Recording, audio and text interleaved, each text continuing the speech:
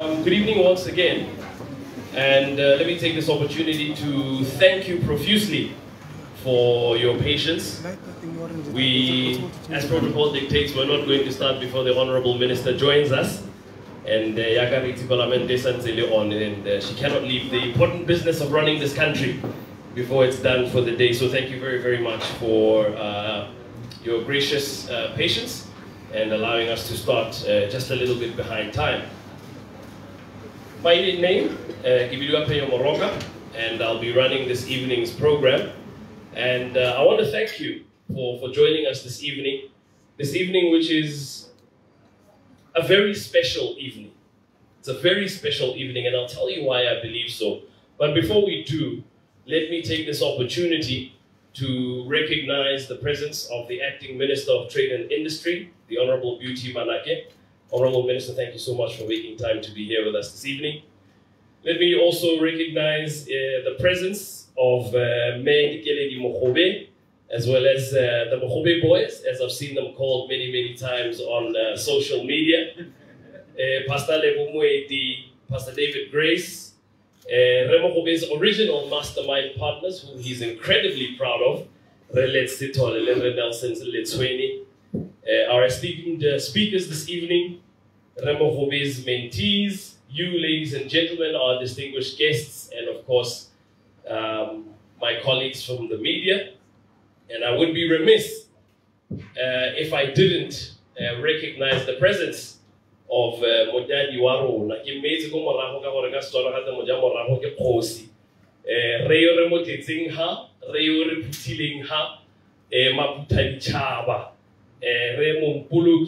Lirumo Mogobe.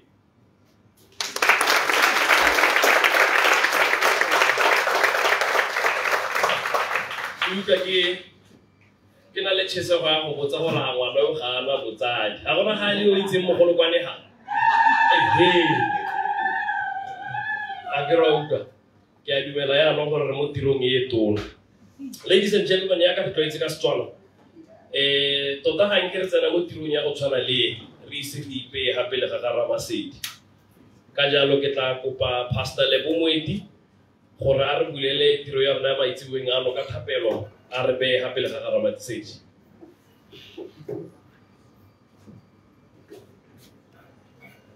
Thank you, Program Director. Honorable Minister, Acting Minister of Trade and Industry, Honorable Beauty Manake, and my Salami, my guest, Mom and First Lady, Momp Mogobe, distinguished ladies and gentlemen, good evening. Today, I'm just so overjoyed. I'm just so overwhelmed with joy because this is the culmination of a project that started some time back when my friend shared the thought of penning this book that we are celebrating today, and he would send some manuscripts, especially chapter 22 of this book, The Gentle Giant, and I'll read through and give feedback and pray that this project will be the success that it is tonight. I'm just so excited that today we have come to witness this great milestone. Join me as we invite the grace of the Lord in this event tonight. Our gracious Lord, we thank you that you are the one who give us gifts, you are the one who give us the talents, and we thank you, Lord, for the talent that you have given to our brother, Mr. Mogobe. And we thank you that he didn't just sit on it, he sowed it, and tonight it is a fruit in the form of a book. Father, we celebrate this achievement. We pray, Jehovah, that this book would go beyond the borders of this country, that it would go global, that it would inspire many people around the globe to believe that they too can become what God has destined for them to become. We pray for this event, that everybody that would stand on this podium and speak, that he or she would receive strength and wisdom and guidance from you, our Lord. We thank you for all the wonderful ladies and gentlemen that are gathered here tonight, that they too, as they have come to celebrate this, that they will also celebrate their greatness in their lifetime. Father, may every activity in this event tonight be blessed. Amen and amen. Amen. Thank you, Pastor. So I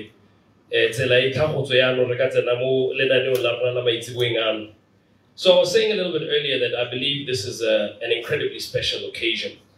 And it is because we're not just here to launch a book.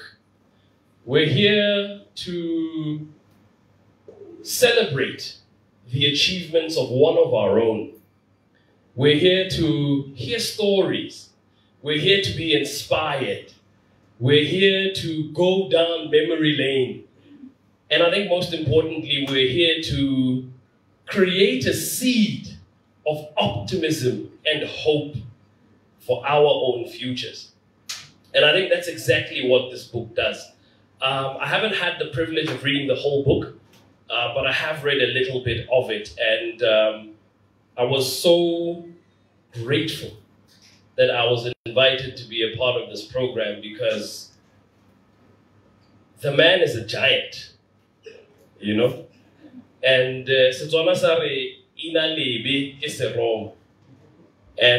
when a man is called Mumpuluki, and then you see his works, you know, and you realize he's so passionate about mentoring young people.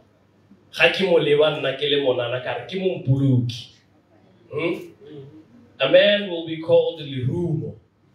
And you read his story and you realize,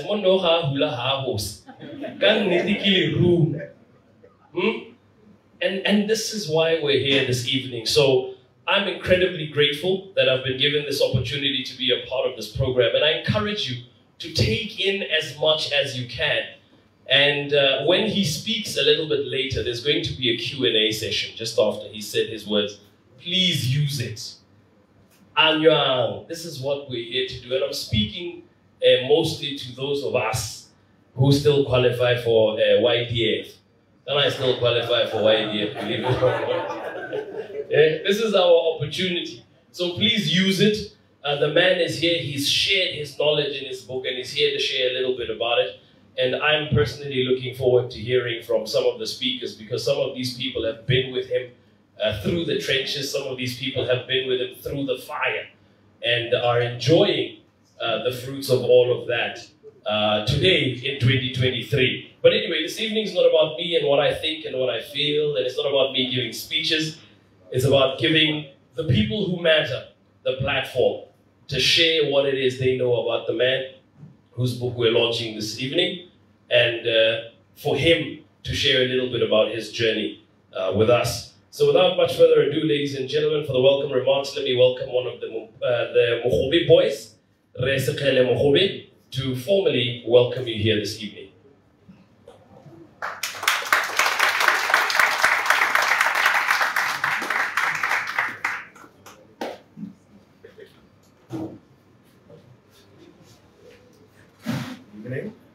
Good evening. Honorable Minister, esteemed guests and distinguished speakers, ladies and gentlemen, good evening. It was with profound honor and great anticipation that I welcome you to this illustrious Mogobe Plaza at our iconic venue called Black at Gaborone, for an evening that promises to be as enlightening as it is enchanting. The launch of Momp, Nuggets of Grit. This book is a beacon of entrepreneurial wisdom and personal fortitude. It is the creation that Mr. Mogobe, my father, that we have come here to celebrate tonight. We are privileged to be joined by a constellation of distinguished speakers including the Honorable Beauty Manake, Mr. Victor Baseki, Mr. Nelson Letwene, Mr. Letsitole. We thank you, whose insights and experiences will undeniably enrich our experience in our gathering this evening. Our Master of Ceremony, Sir, Mr. Peño Moroka, will be guiding us through the evening program with the grace and eloquence for which we know him for. And we are all eager and we anticipate the melodious gift from which Mposibina will be gifting us tonight this evening, whose voice is sure to elevate our spirits and to stir our souls. As we unfold the narrative of Momp, Nuggets of Grit, let us also weave a tapestry of connection and camaraderie as we celebrate the resilience that Mr. Mogobe encourages us, that he encourages among us. May this story and experience tonight embolden and inspire us all to craft our chapters of grit and grace in the chronicles of our lives.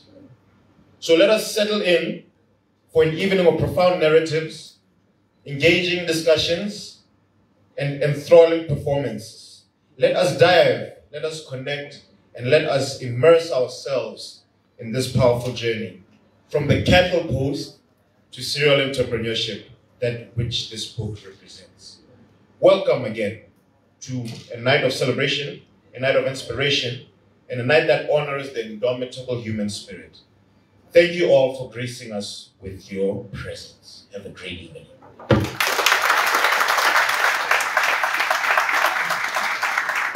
Thank you very much, Mr. Mogobe Jr. Indeed, the apple does not fall far from the tree at all.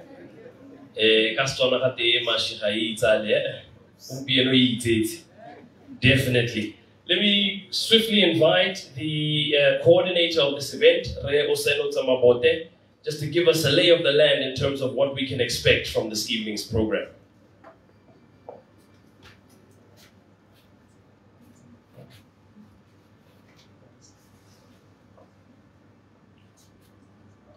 Our principles, collective leadership, and collective responsibility were used to coordinate this event. So let me take this opportunity to thank the organizing committee. Evening, ladies and gentlemen, protocol observed. It is not the consciousness of a man that determines their existence, but their social existence that determines their consciousness. Batlhaliye ba tlhalosa jaana gore ga se wena o laolang ka wa akanyang ka teng go laolwa ke seemo sa botshelo sa hao tshelang teng go raya gore mo nakong ya gompieno ga re itlhelang teng mo CBD mo Mogobe Plaza go raya gore kamano ya rona le bomantsi di ba tletseng ha batlhali ba tletseng ha go a go laola gore ha re tswa dikakanyo tsa rona ga dina go nna jaaka le di tsena re tswa gone after this book launch. It cannot be business as usual.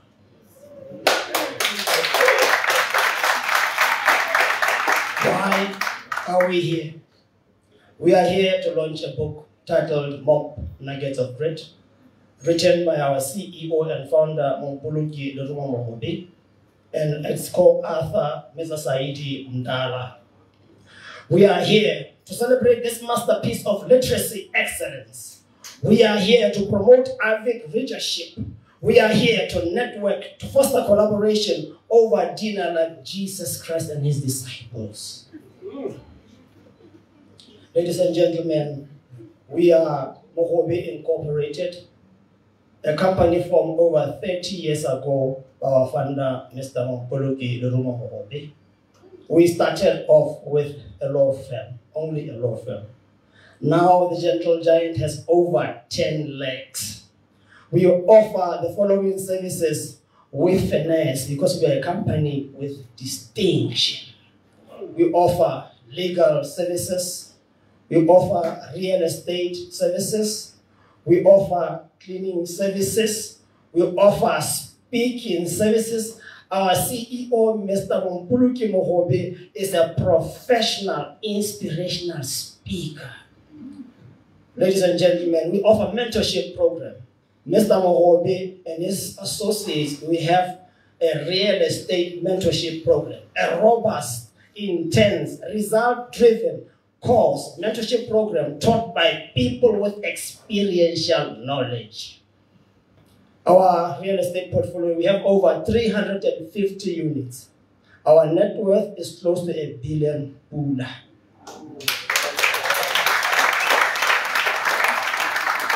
But beyond 350 units or private equity, our mission is to infuse, inspire, energize, and empower humanity by promoting fundamental freedoms, freedoms that are the essence of life, in order to give our people the building blocks of survival, livelihood, and dignity. Housing security, financial security, job security. Ladies and gentlemen, we are patriotic. Mr. Mogobe here is the face of entrepreneurship in this republic. I will repeat. Mr. Mogobe is the face of entrepreneurship in Botswana, after the president, of course, Honorable Manaki.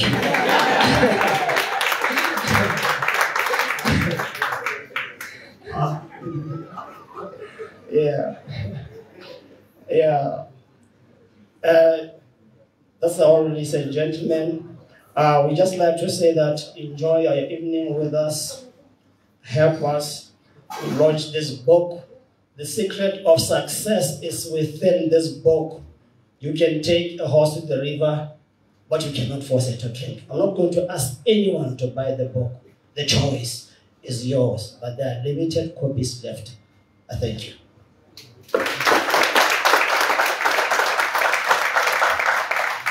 Thank you very much, sir. I, on the other hand, am going to force buy the book. Do yourself a favor. Lesang warega diaparo tsa Christmas ihiti. Regan the book, Balang, be inspired, eat today. Yeah, like I was saying, I feel really grateful that I was asked to be a part of this program.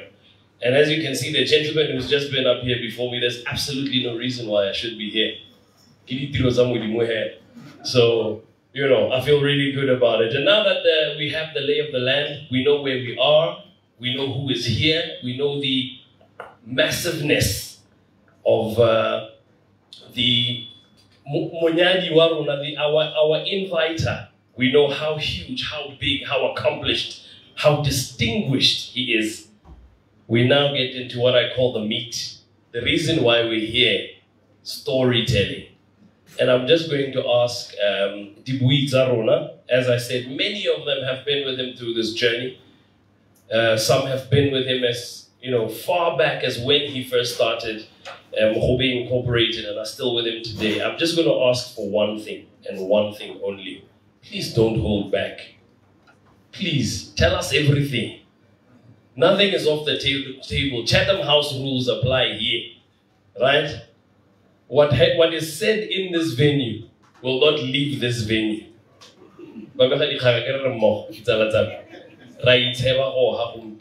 We're here to learn. So please, ladies and gentlemen, hold back nothing. Inspire us, entertain us, give us hope. And with that, I'd like to invite our first speaker for the evening, Re Victor Basik.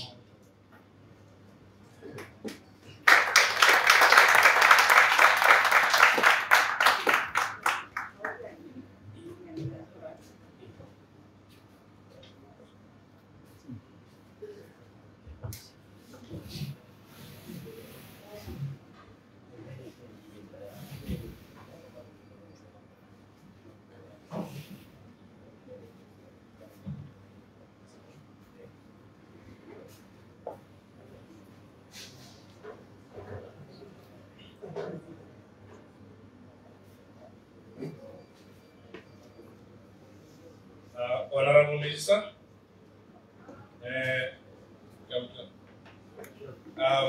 our dear brother, the General himself, Momp Mogobe, distinguished guests, ladies and gentlemen, good evening. With these temperatures,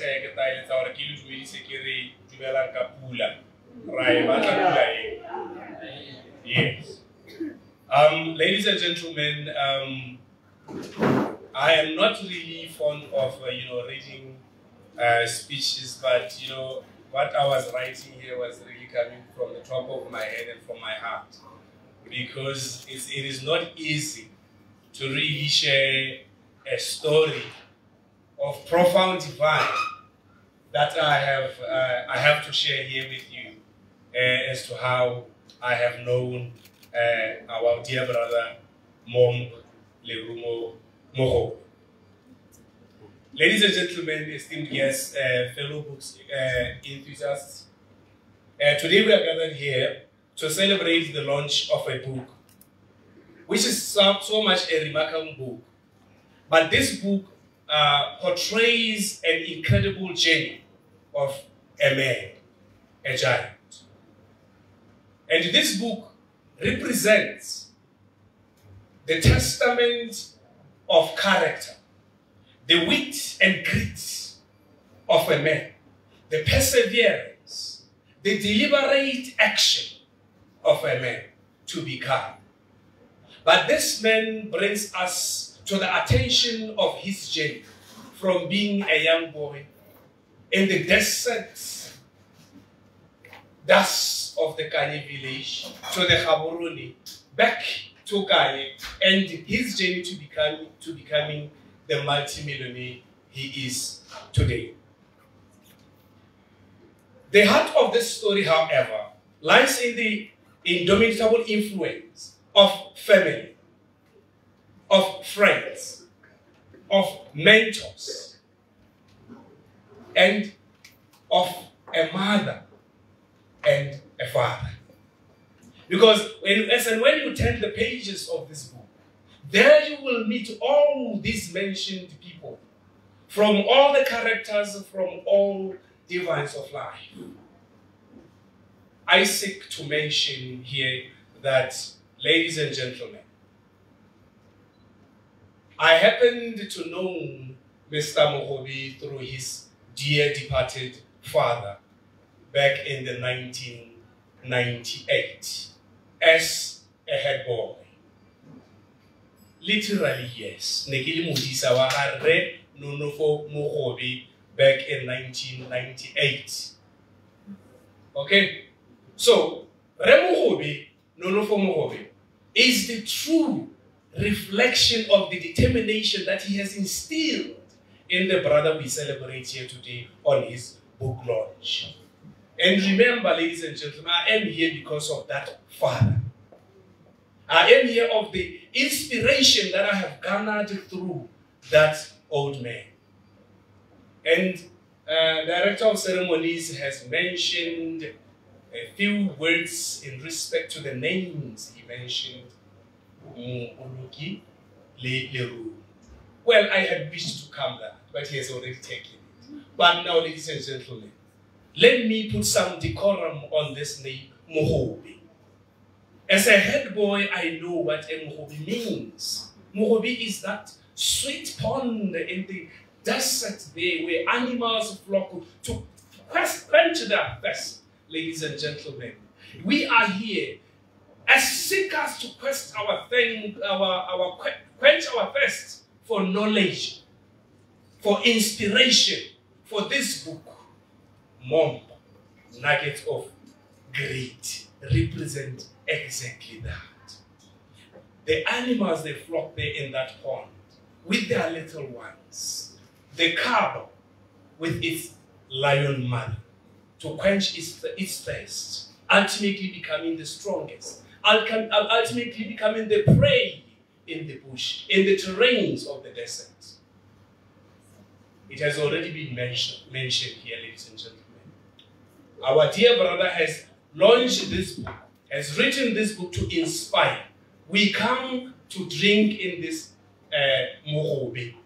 We come to drink in this pond to quench our thirst for knowledge, because this book seeks to inspire. This book seeks to give us, to awaken the wit and grit that are within us, that are ways to be nurtured, to become the greatest. Because this is not just a Mogobe, this is not just upon it. Its impact reaches far away from the edges of its water. It reaches. Because now we say here, ladies and gentlemen, this book will reach beyond the borders of this country to inspire, to give guidance. That from any hurdle of life that we encounter, you should always conquer. That is the spirit. You need to have that unyielding spirit that we see defined in this book. In that case, ladies and gentlemen, the head boy, Momp, congratulations on this journey, my brother. You have done so well, and I'm so proud of you. In 1999, when I met you, when you had passed by the cattlepost today, I never thought I would be meeting you, and myself respectively, addressing you as my dear mentor and as a multi-millionaire as you are, my dear brother. I thank you and congratulations. Ladies and gentlemen, I thank you, and may the nuggets of greed inspire and uplift all who turn its pages. Congratulations to you, my dear brother, Mr. Mogobe, on this outstanding achievement. May God bless you, and may God bless everyone bearing witness to this moment. Thank you.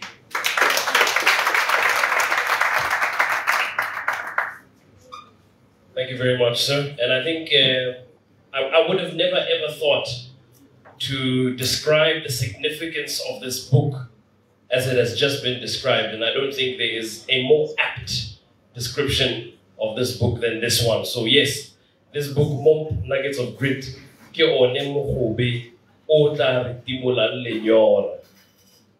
Lenyora la tswelelopele, lenyora la katlego, lenyora la go kgalemela boitlhomo go thoko. The nuggets of grit. That word is incredibly powerful. But I'm not here to say too much. There are other people who've been given that task. So I'm going to invite yet another mentee, very established man in his own right, Retsiemo Rantau, to share a few words.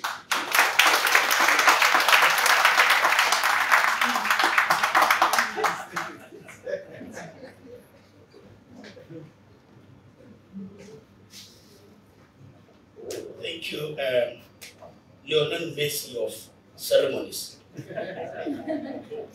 I call him the Lionel Messi of ceremonies because he's doing very well. He's always done very well.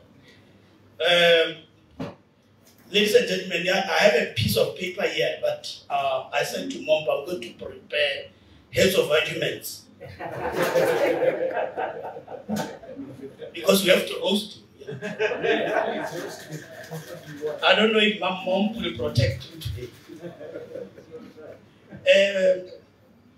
Thank you, Honorable Minister. Protocol has been observed. Mom, Momp, and Momp, I've never called them Mogobe or Mamogobe. Only when I used to write letters at the office at Little Mogobe, legal practitioners, would I refer to them to Mr. Mogobe as Mr. Little Mogobe. He's always been Momp. I'm their child, their legal child, the child of Mr. Mogobe, Momp and Momp. They raised me up. I was born and raised legally in the family. When I was very fresh and freshest from the university. Momp interviewed me in or around August 2008, 2001. I don't think he remembers that. At Mike's Kitchen. I think 75% of you were not born yet. Mike's Kitchen was a nice restaurant, one of the best restaurants, one of the, Gaborone restaurants. Right now we have your Rhapsodies, your black. Mike Mike's kitchen was the black of the time. It was situated go spa, like spa Khalid, that yeah.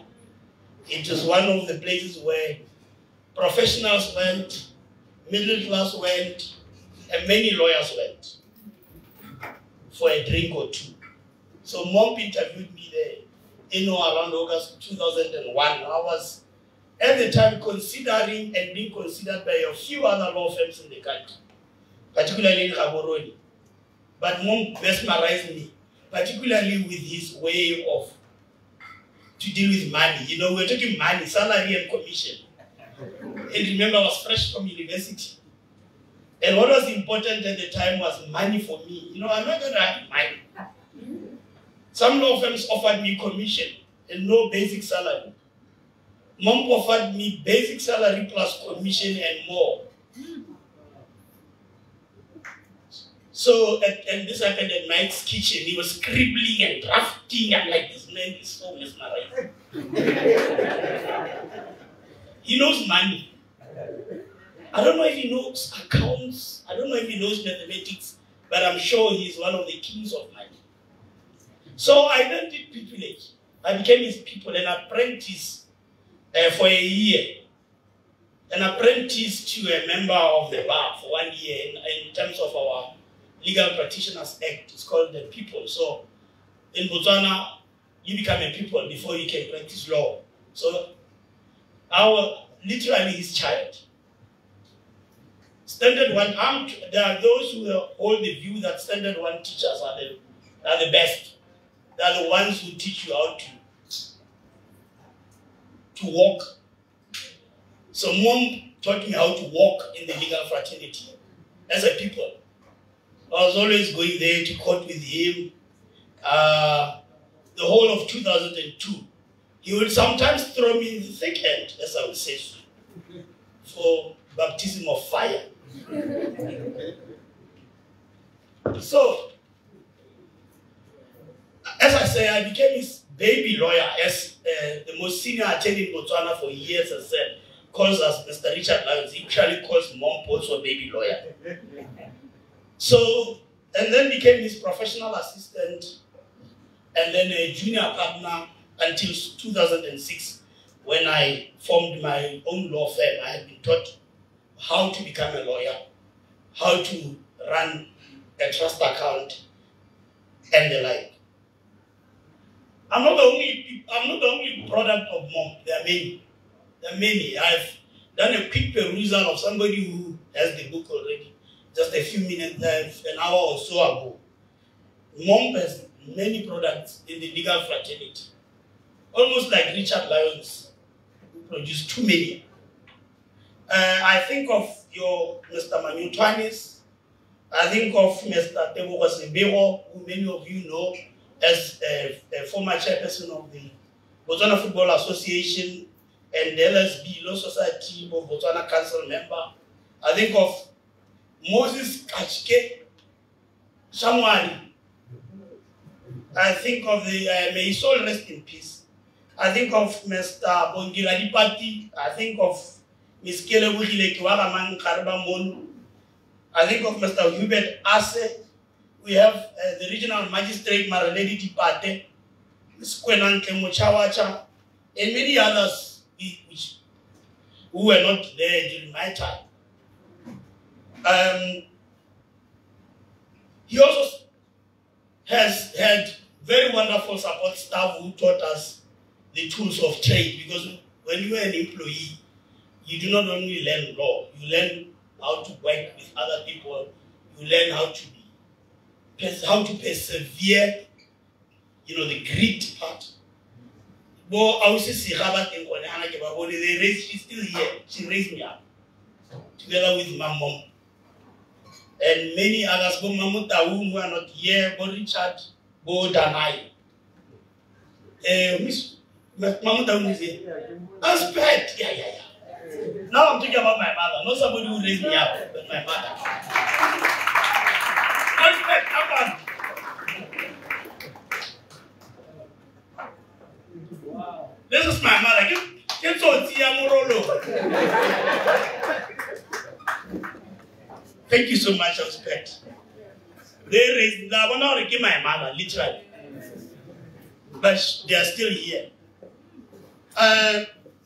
Now, the law firm, Momp Mogobe Legal Practitioners, had its culture. During the time when I was at Mogobe Legal Practitioners from 2001 to say 2006, and this is where I learned my trade, we did a lot of cases of national importance and many other cases. We were involved as a team, a formidable team at the time, on high-level litigation.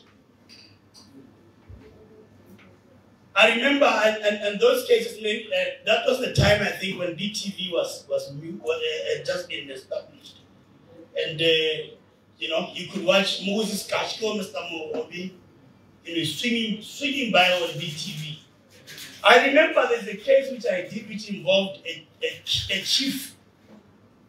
Many of them were interesting. This case was a very controversial case involving a chief.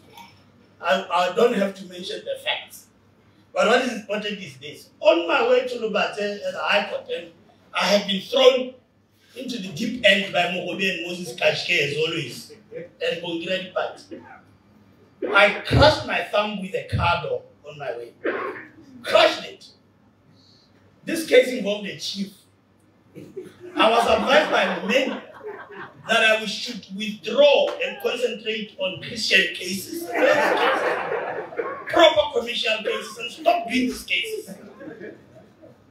The case was on BTV, if I remember that. I crushed my finger. But I said, no, it had nothing to do with it. It's not witchcraft, I just crushed my finger. And another case, which was a divorce involving yet a headman from a very big, a very high-profile tribal authority. The divorce was to, I think we were to appear before Judge Dow as she then was at the Lubata High Court. I know I'm just going through my motions, it's a Sunday. I was then a resident of Block 5.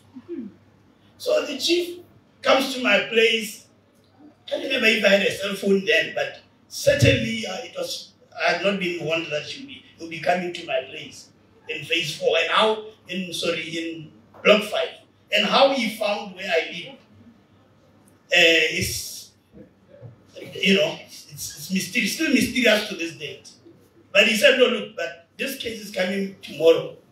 We have to go to do a visit. I won't say where. Because if I say where we visited, it will be easy for you to tell. And I want to protect myself against defamation. But I said, no, but Chief, of course, concentrate on that part for us to win the case. Let me concentrate on the law.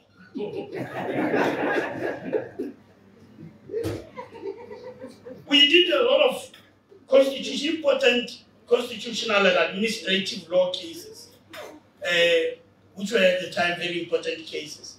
Not only that, there were those cases called, summary judgment, who were formidable, particularly through Moses Kashke, the late Moses Kashke, on defending summary judgment. We defended debtors.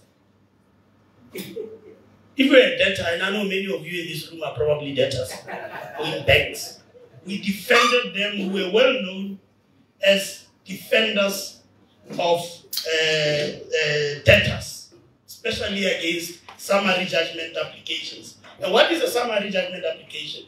Summary judgment application is when you are sued by, let's say, a bank, or by somebody who doesn't have to be a bank, for being indebted to them, and you enter an appearance to defend. And they say, no, you are just trying to delay the matter. The court should summarily deal with the matter, instead of waiting for the matter to go for trial, which could take 2-3 years or even more. So you then ask the court that the matter be dealt with here and then. So this team at Momp Mogobe was good at making sure that the summary judgment applications are dismissed with costs against those who were owed. We were well known around those years for that. At the behest of that was Mr. Mogobe and Mr. Moses Kashke. I'll call him Mr. Mogobe today only because the minister is here. And that was the culture. The culture then was that you go through baptism of fire. When, 2002, when I was a people attending, 2003, those formative years of me, as an attendee having graduated, I would be given, files would be thrown at me in the morning of the case. 7 files. We used to go to, remember, the High Court, the seat of the court moved to Gaborone only in 2011. But prior to that, you go to Lubat. But for any lawyer to win their case and to impress the judge and the client, they have to prepare. But files would, at the time, and that was the culture in Botswana, be thrown to you 7 files in the morning. Most monk would call kings. We have 5 letters before Judge Horn. There was a furious judge called Judge Horn. And this is 6 a.m. Monk, 6 a.m. But how am I going to even have we done it? No. And then you come, we get to the office, there's Moses there. Yo, but we haven't filed, we haven't served. Ish, an affidavit of service is not filed. They would both say at the same time, Kings, go and stand your ground. Momp Mogobe used to do, because I once cried for Momp Mogobe. How am I going to stand my ground when there's no evidence? But that was baptism of fire. That's how you grew as a lawyer. Because you have to go through those turbulent moments before judges asking you the most difficult of questions and how to go around them. Not through lying, but through legal research. Then, maybe 2003, I think, this is 2001, 2002, around 2003, we started a culture inspired by Momp, that every first Friday of the month, we have meetings at restaurants around town. The classiest of restaurants around town. Like Black, and this is, I think, that might have inspired Momp to start Black.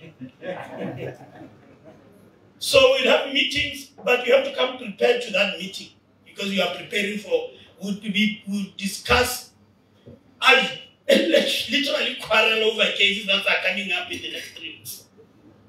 And Momp, if you are not prepared, we shout at you, we say, no, look at order 127. Why didn't you read this judgment? Have you looked at this ex-judgment on the Court of Appeal? That's what honestly made the Momp Mogobe legal practitioners formidable. Because the level of preparation, you couldn't even attend that meeting. You had to come up with an excuse. If you were not prepared, not to go to court, but to go and answer your colleagues at the meeting. Even Momp came up with excuses not to attend that. He was the boss, we respected him, but our team was such that there was nothing like boss when we discussed legal matters. We said to Momp, we don't want to lose this case. No ways. You have not prepared.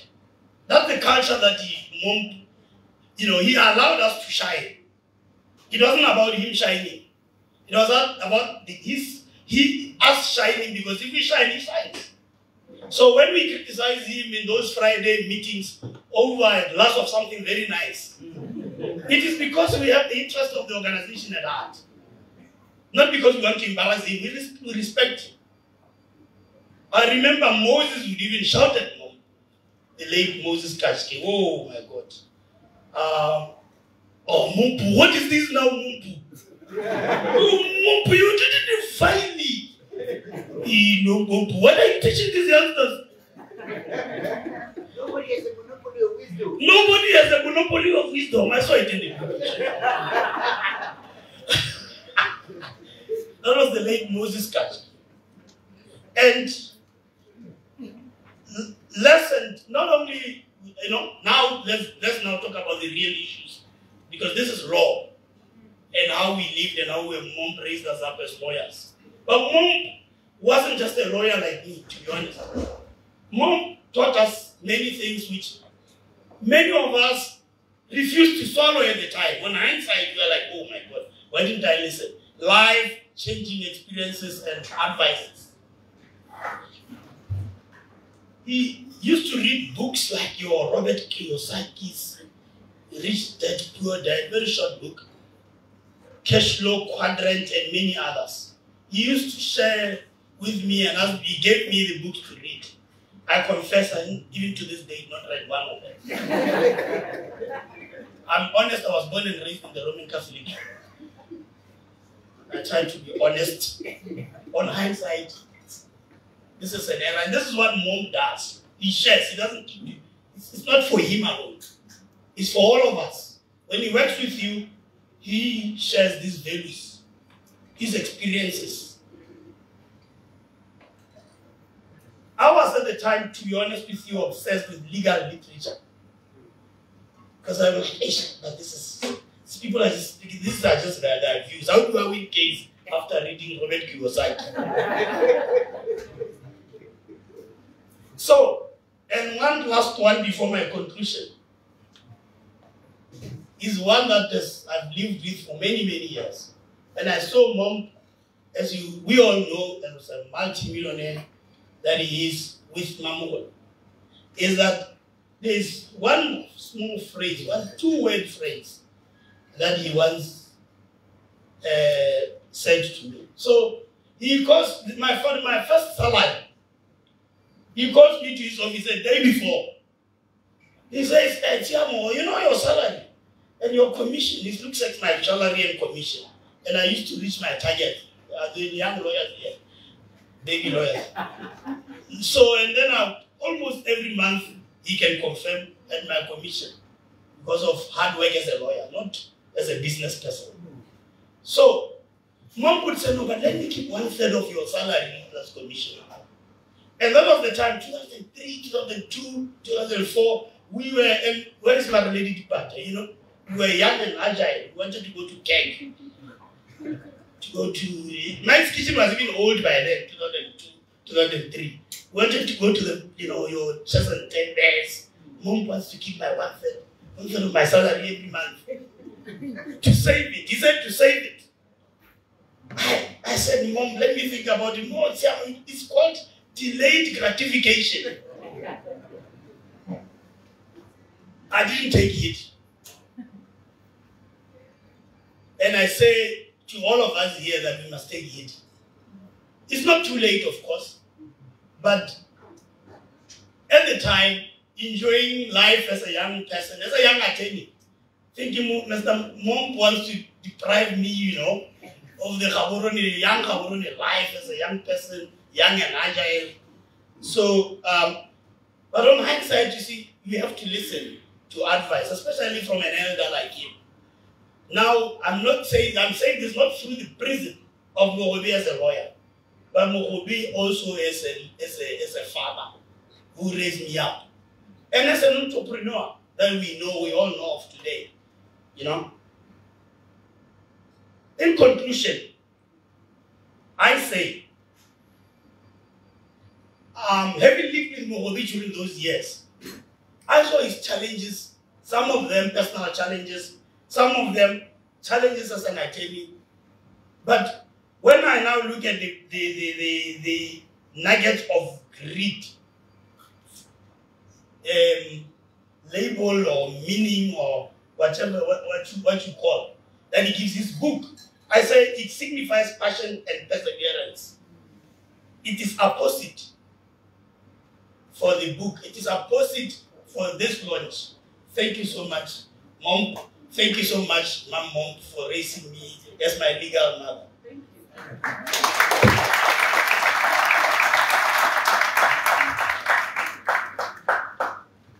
Thank you very much, sir, for those very entertaining remarks. I'm a little bit unhappy with him, though, while he's shaking hands, because he triggered me. He triggered me quite a few times when he spoke. The first thing he triggered me with was Rich Dad, Poor Dad. My father wasn't one to buy us gifts and stuff when we were growing up. But one of the first gifts I remember him gifting me and my two brothers was that book, Rich Dad, Poor Dad, by Robert Kiyosaki. I've read it many times. After that, there was the Cash Flow Quadrant. I've been made to read that book. After that, there was a book called Retire Young, Retire Rich. These are all Robert Kiyosaki books. So I'm very triggered. And then the one that finished me, Tiamaranda, Delayed Gratification. I swear we were raised by the same person. Delayed gratification. That word, that phrase is still preached to us at this moment. And yes, when you look back, you realize we should have taken heed back when we still qualified for YDF. But, as he says, it is not too late. So to all the young ones, take heed. Delayed gratification. I always say cliches are cliches because they hold a lot of truth. Don't hate them. Embrace them. But one person that Rerantau mentioned in his remarks was someone who referred to as Ausisecha. Now, if there's any person in today's program that you want to listen to, get Ausisecha. Okay?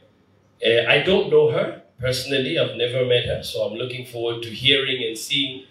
He's seeing her for the first time and hearing the story, but I was told she was there from the very beginning. When Mogobe Incorporated was started 30 years ago, she was there. And today, she's the very next speaker on our program. And she is still there. So ladies and gentlemen, please, with a fitting, rapturous round of applause, please help us welcome to the podium, Mr. Hadime.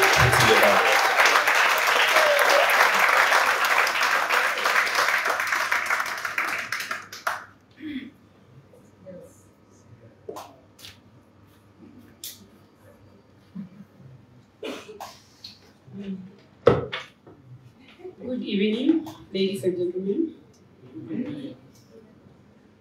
Protocol observed. My names are Sarajime Nkutzilemam. Firstly, I greet you in the name of our Lord Jesus Christ. Amen. And I would like to thank God for the privilege He has given me to be standing here before you as a witness to the life of Mr. Mogobe, referring to the book Momp Nuggets of Greed.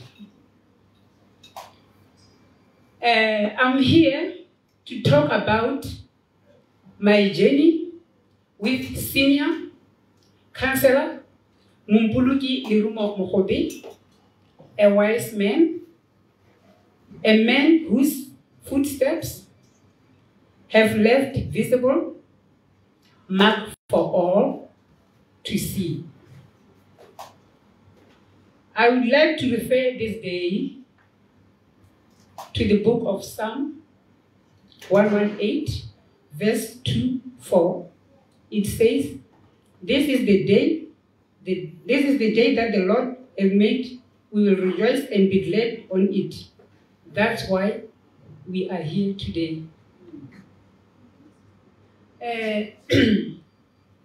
I met or started working with Mr. Mogobe in the year 1995, the 1st of May. I was 32 years by then. And he was a partner with Mr. Soropolo. Their company was called Soropolo and Mogobe Legal Practitioners. You can imagine, this is loyalty and perseverance. And I believe perseverance has paid off. On the 4th of May, 1995, I was 3 days at Soropolo in Mogobe. Mr. Mogobe was involved in a terrible car accident. And unfortunately, he lost his grandmother on the same spot. That was very sad. May her soul rest in peace. When I talk about Mr. Mogobe, I am talking about a hard-working person, sleepless person. Motswana are ga bona kgomo ya boroko go teiwa Mr. Mogobe. Ga bona kgomo ya boroko.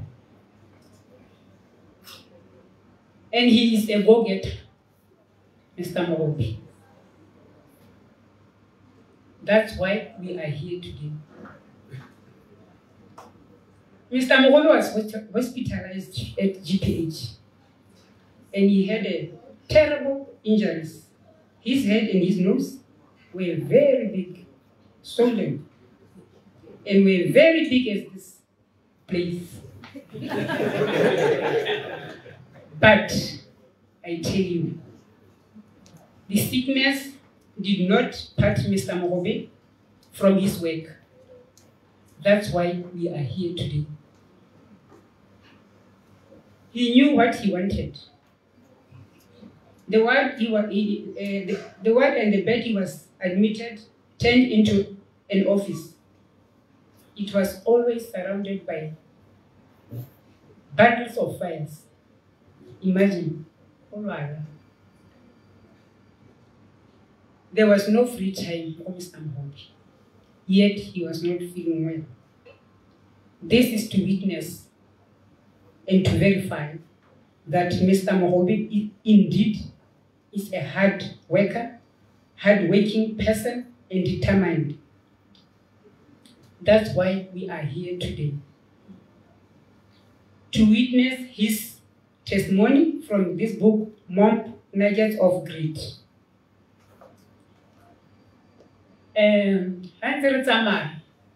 the year 1997 is when Sehopolo and Mogobe legal practitioners dissolved, and he stood alone and became the Mogobe legal practitioners, the mother of Mogobe Plaza, the place we are gathered today here for the launching of the book Momp Nuggets of Grit.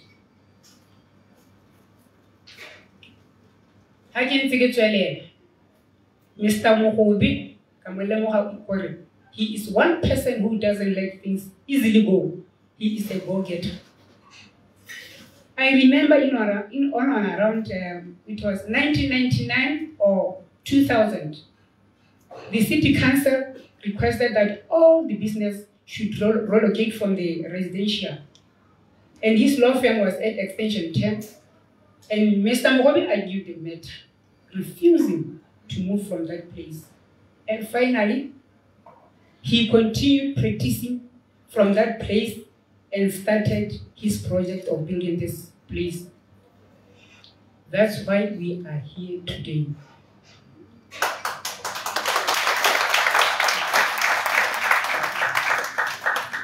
By the time Mr. Mogobe was building Mogobe Plaza, he was so committed to his work, building and practicing at the same time.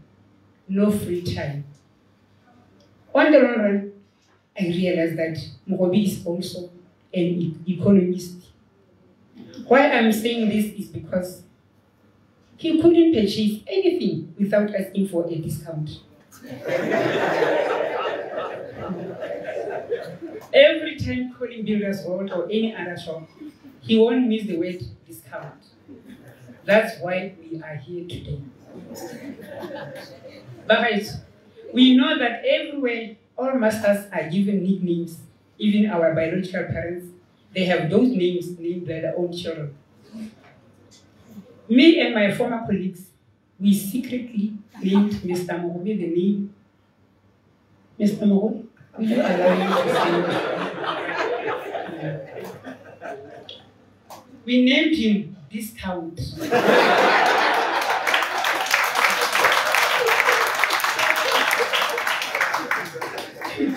We used to pass jokes during lunchtime. The one would be saying, "Hello, Mogobe, by discount." Wow, what a nice nickname. It carried him up to Mogobe Plaza. That is why we are here today. Before I finish, Mr. Mogobe, I would like to say this. God anointed your head with oil, your cups run over. I'm saying let it continue, run over to the nation of Botswana, more especially the youth, the leaders of tomorrow. And I would like to thank God for allowing Mr. Mogobe for keeping us for so long, even at our old age, me and my colleague, Patricia Matau. May you come here, I'll speak.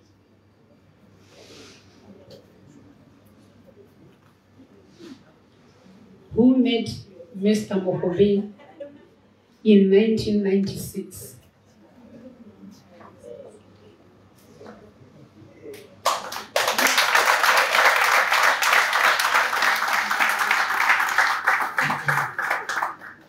May God bless you, Mr. Mogobe, and your family.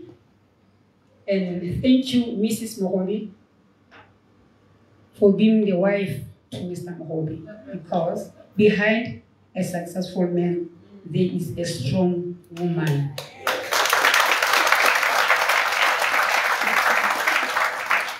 That is why we are here today. Lastly, let me refer this book, Momp Nuggets of Grit, to a book of Psalm 118, verse 2-3. It says,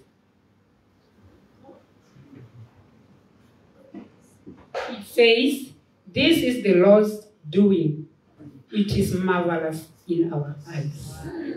In Jesus' name. Thank you, Mr. Mogobe. May you please stand up to us. We'd like to, can you come here and speak? This was never rehearsed. We are here, Mr. Mogobe, to thank God for keeping us here. And we'd like to say, we are blessing you. Congratulations.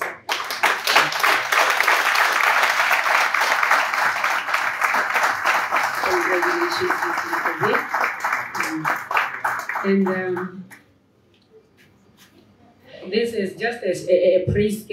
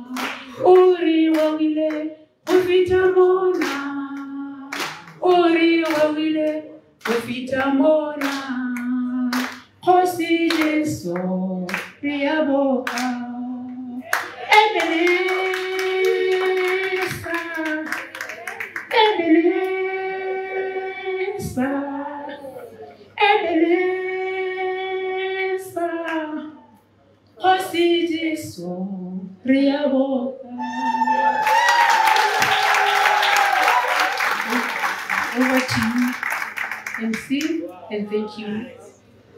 That's all. Thank you very much, Auseda. Please, another big round of applause, ladies and gentlemen.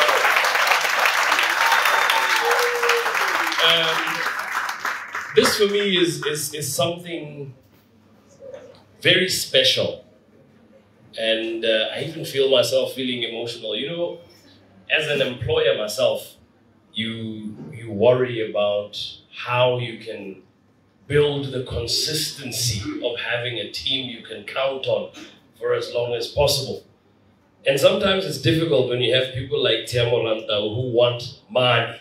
They just want money, you know. And when you're starting up, sometimes it's difficult to give money. And to see that there are people here who've been with Remo Mogobe, Memma Mogobe for so many years.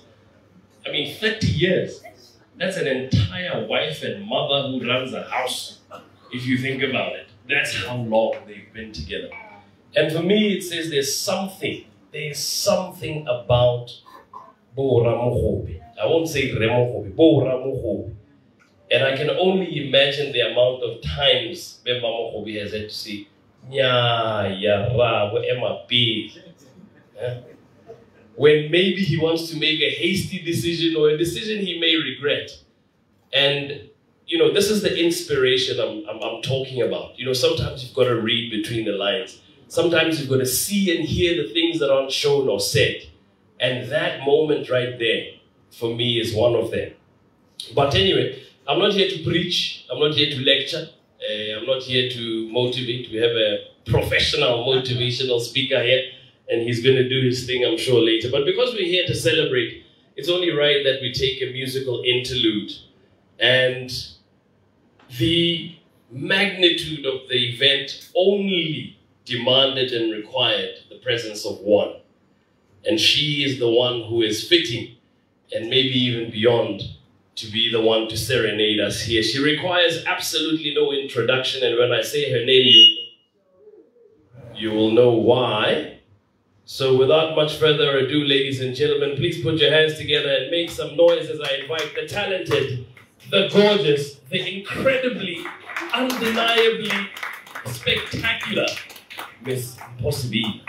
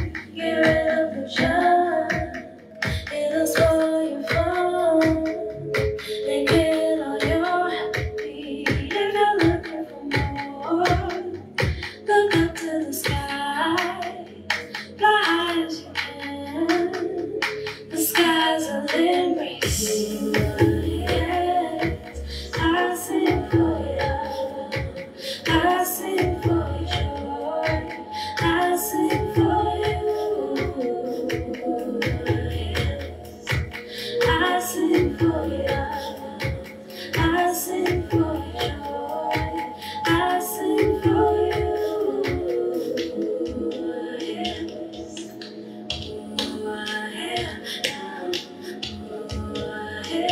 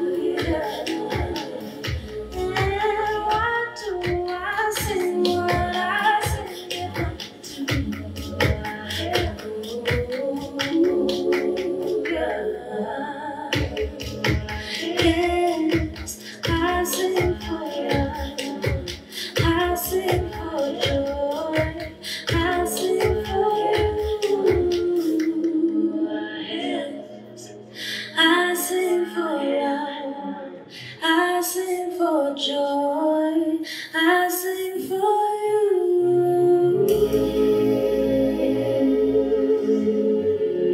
I sing for you.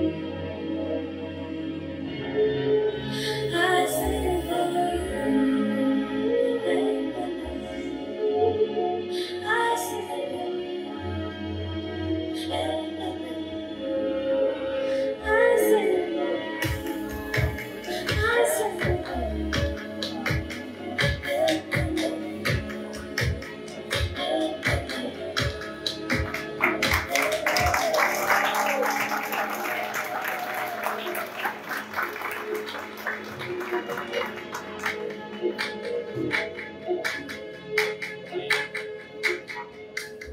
The indomitable, the inimitable, possible. And now, ladies and gentlemen, it is my great pleasure and privilege to invite our guest speaker for the evening, the Acting Minister of Trade and Industry, the Honorable Beauty Manake, to deliver this evening's keynote address. And as I humbly invite her to this podium, I kindly ask that we stand, please. Please do take your seats. Thank you very much. The Master of Ceremony for the night, Repenyo Moroka, Director of Mogobe Incorporated, Advocate Mogobe Mogobe, Moruti Lebumeti, Memma Mogobe, members of the business community, media houses, di lawyer tsileng ha e ke le dumedisa ka pula ka bua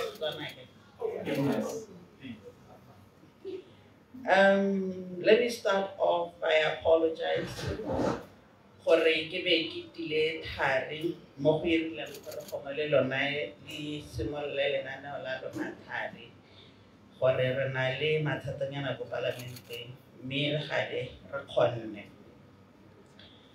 I think it's very hard for me to actually stand in front of you and deliver what was written here today. I would have loved to keep on listening to who you are and how you grew and who you are today. Such an inspiration. Baharona, ya ka ke thalosa mahoko a mpheletse thaheng le se ke se kwaletse di sa mpalla gore nka se bala mme le gale ke taleka, because I think why we are gathered here today is exactly what His Excellency the President Dr. Mokgweetsi Masisi is actually looking for, and he's actually talking about every single time. I had the pleasure of actually attending the town hall meeting yesterday with Steve Harvey and His Excellency. And when that man spoke of how God made him who he is today, he did not say it's me, he said it was God. And I definitely see that even here today we are defining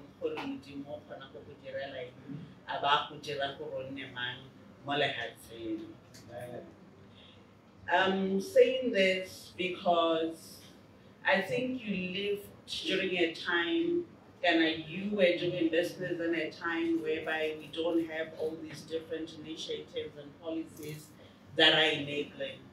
I also started a business not focusing on what government can give me and what government is providing. As both Penny and others were saying, the generation who are younger than us, you're lucky because now you've got different initiatives that are enabling you to become, not expecting anybody to do it for you or being convinced that government has to do it. When I go better the discount, look where we are today, Mogobe. Now go by discount. Advocate Mogobe, the first chapter of your life was by a woman, and interestingly, the first chapter of the Momp Nuggets of Grit is about a glamorous woman, a career woman of valor and honor, Mompi Kathleen Kasa, may her soul rest in peace, a mother who brought up a gentle giant, whom have gathered here, us here tonight. The subsequent chapters are about Mkhonye Nora and other girls you met. Sophie, your first sweetheart, get you up. I no longer have a spark in my eye. I wonder what that meant and where Jerry is. And Horata, and most importantly, Medically Tingele Mogobe, who has molded a serial entrepreneur we are proud of today. This signifies the importance of women as fundamental to every progressive in the society. Ladies and gentlemen, it is a great honor to officiate at the launch of the Momp, the Nuggets of Grit from the cattlepost to a serial entrepreneur. A simply inspirational book that comes at a time when the nation needs hope, at a time when young people need a philosophy to clinch on to contribute to the socio-economic development of this country productively. Somebody spoke of the fact that you were sharing, I think, Gerrerantau. And I think this book is about sharing your life, sharing the lessons that molded you to become who you are today. As a country, how old are we, 56 or 57? In 13 years' time, we say we would like to be a high-income economy. Currently, our GDP is 198 billion pula. And in 12 years' time, which is where we want to become a high-income, for us to become a high-income economy, we would need to be at 449 billion pula GDP. So I sit here today and say, how do we create those multi-billionaire entrepreneurs in Botswana? I think we are here to learn about that. But how do we create that 251 billion pula, which is a deficit for us to actually become a high-income economy? And I think this book is going to inspire and motivate a lot of us to do things better and actually build conglomerates, which you have actually built there. I was listening closely. Korea into legal services, real estate services, cleaning services. The list continues. And if you look into them, these are services that are intangible. And imagine how many more opportunities we have as a country that none or most of us are not actually going after. Do you know that we've got a lot of opportunities that Rona are not actually taking up? And we are waiting for people to come from outside. I always convince myself or convince other people that maybe we have not been given enough information for us to actually be going through those different businesses or different value chains. I always say to people, had I known what I know now, I would have never been a farmer. Never. I would have been a processor. I would have participated in different parts of the value chain in the food systems, because that's basically where money is. But here's a man who started a business 20 years ago, not knowing, not having as much information like what we have here today. And he was able to do it. So I think this book today that we are launching is actually going to push a lot of us to do things better and come from within and not expect anybody to do it for you, especially the government. The government is here to enable and make policies, but you are here to create those jobs. Right. When we stand in Parliament and say the government has failed to create jobs, we are saying you have failed as entrepreneurs to create jobs. as Reranta was saying, I'll keep referring back to you, sorry about that. He was a lawyer. And he was just a lawyer. He just wanted to get paid.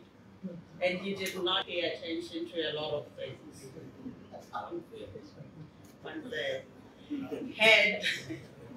Had he wanted to understand and appreciate what is building a business and not just becoming a lawyer. Like you said, when you left, you became a lawyer still. You were not an entrepreneur. Are you a lawyer that makes money? Or just...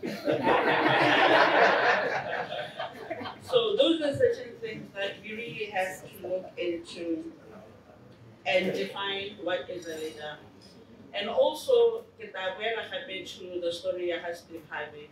Steve Harvey spoke about how making relationships and being a leader and enabling others made him who he is. As a serial entrepreneur, he's not going to be able to run all of these businesses. I don't know. So I loved it when they said, he let us do the work and he let us shine. And they made you a lot of money because you motivated them to do that. So I think it is also about leadership. I don't know if it is in this book, but I can't wait to get out of this place and go and read this book. The Return of the Alpha Figure is mad with inspiration. Inspiration for a brighter future for all. Championed by mothers and supported by fathers, virtue of strengthening the African family. This comes at a time when the government is investing heavily in economic diversification, mainly through literacy work, arts and culture, as reflected by recent developments, such as the launch of Studio 4 by His Excellency, the President of the Republic of Botswana, and Steve Harvey, the intellectual property rights, and the UNESCO. Books and art can change the world. And I believe that this book is going to change my life and give me a renewed hope in being a better business person going forward.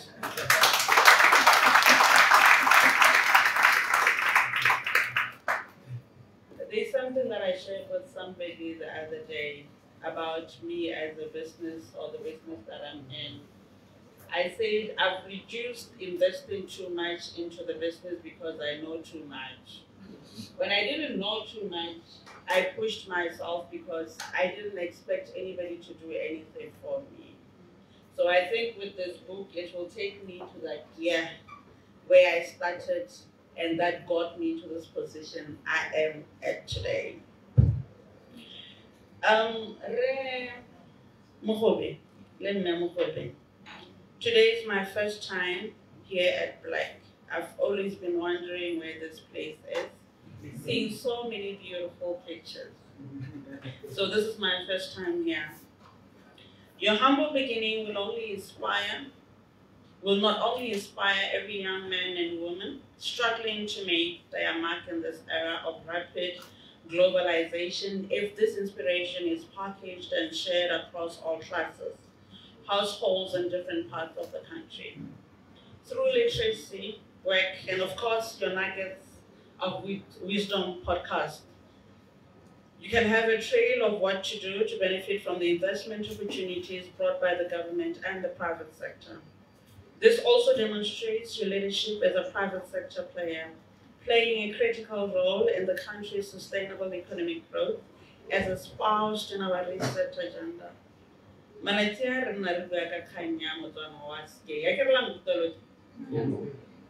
it is possible for Motswana Waske to actually make it. He has proved that it is possible to do it and to actually make it if you determine to. Ladies and gentlemen, we need to change our mindset, especially the belief that success comes easily. What you usually see is the tip of an iceberg. Underneath, there is sweat, bruises from sleepless nights, risk-taking and sacrifice to be successful. We need to change our mindset that wealth is only for certain people. change our mindset that it is easier for a camel to go through the eye of a needle than for a rich man to enter into the kingdom of God. That is ungodly. Wealth creates comfort. At the back of his book, he's written that he's always known that he's going to be successful. It's a feeling. Nobody's going to tell you, and nobody's going to push you. You tell yourself that tomorrow I might be this, or I have to be this. It comes from within. It comes from within and pushing yourself. We all have the right to be rich, especially in a rich country like ours, where there is a lot of inequality. Apparently, we are rated as one of the most unequal countries in the world, whereby Babanang, Libabasanang are actually world apart. And I want to believe that with this book, you realize you can make that surname to be known by pushing yourself.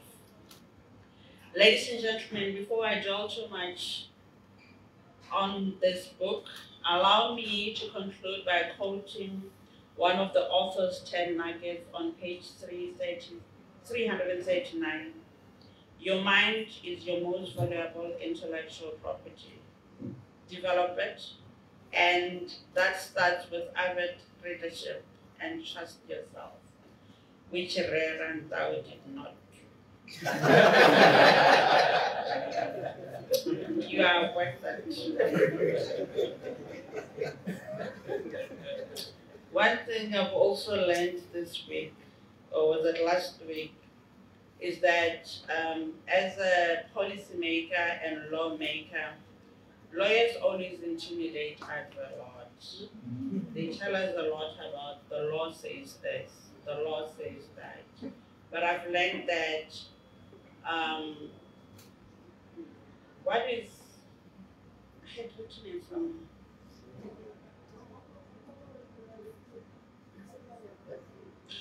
sometimes what is legal is not ethical, and what is ethical is not legal. So I've actually learned that. So enjoy your night, and thank you very much for inviting us here to share this special time with you. And we hope that you'll continue inspiring a lot of us, especially the youth and the women and so many men in this room. We thank God for you and continue to be blessed. Amen.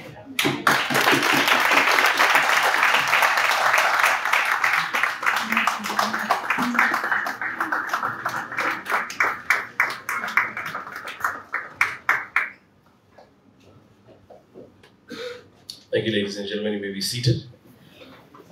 Thank you very much, Honorable Minister, for those remarks.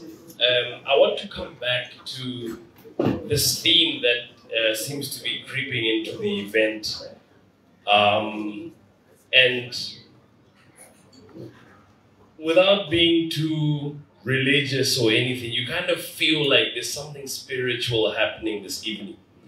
Everybody has come here with prepared notes, and nobody has used their prepared notes. There's something special about that. It tells you that this means something. I'm the only person actually who didn't prepare notes, and it's because I knew I was coming to a place where something was going to be happening. And I feel it, and I really and genuinely hope I'm not the only person that feels it. Something is happening here tonight, and it is incumbent upon each and every one of us to decide what that thing is and how we move from this place. I'm going to leave you with that. I've been informed that we have another special guest who's here with us this evening. Lieutenant General Tebogo Masire, we welcome you, Motani Warma. Thank you, sir. Thank you, General, for joining us. We are eternally grateful that you've been, that you are here with us this evening. Now we're going to take a quick break from protocol in the rest of the program. And as they say, it's easier to ask forgiveness than to ask permission. So I'm going to leave it to Remo Mogobe to ask for the forgiveness for the break in protocol, because we still have a few more speakers. And if you've done these things as much as I've done, you know that we after the keynote speak, we close, vote of thanks, and we enjoy. But we've broken from protocol, so Mr. Mogobe, you have a lot of apologizing to do for the break. But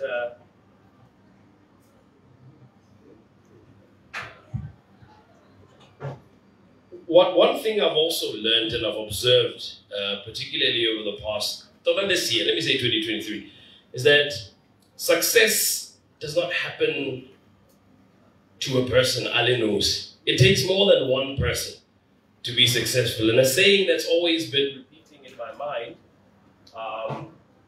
for a large part of this year. Not really. No, I thought my voice was stronger. One of the sayings that's repeatedly been in my mind this year is the saying, no man is an island. And I think we all know it. And I think the next two speakers in the program, albeit a slight break from protocol, I think it's a deserved break from protocol, because these, as I mentioned earlier, are men that Remo Mogobe is incredibly proud to have shared a significant part of his life with. I speak about the two partners of his original mastermind. He was telling me earlier that they started meeting 25 years ago. And today in 2023, all three of them are here. And they still meet regularly. And I think that's something that a lot of us young people need to learn from. Like our elders do. Like our parents. And that's something we need to do. But anyway, like I said, I'm not here for speeches. I'm not here to lecture. I'm just here to share some things that I notice as we move through this program. So, without too much more speaking, and while you change the batteries.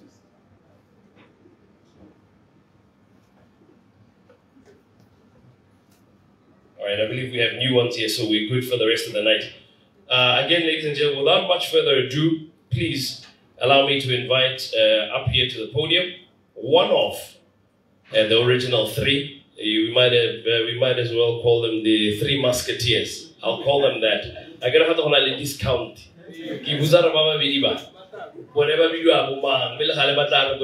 and gentlemen, please help me invite and welcome to the podium Relets Sitole.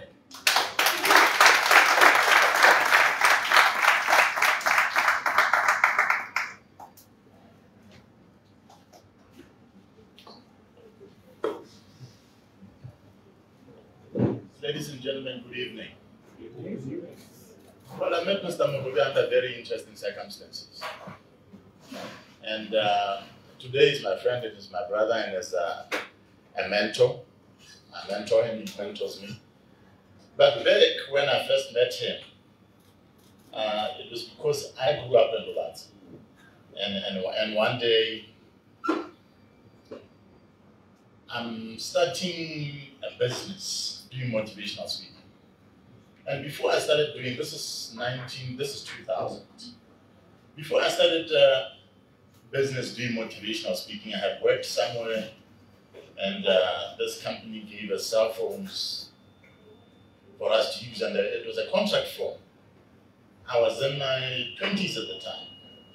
And as you can imagine, Mr. Ramtau here also comes from Lulatse, you know, and we are sort of switched on. Yeah. I will not my brother.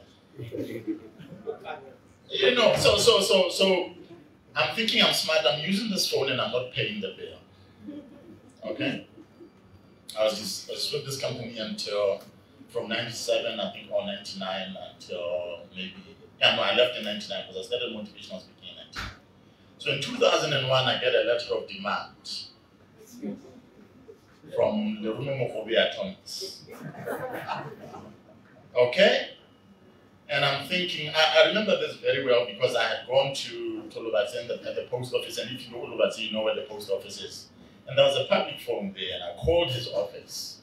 Now, I had read somewhere in one of my personal development books that if you owe somebody money, don't try to dodge them. Give them a call. So that lesson was still very fresh in my mind. So I gave him a call. And he said, "Oh, you're who?" And I said, "I'm Mr. Stolen."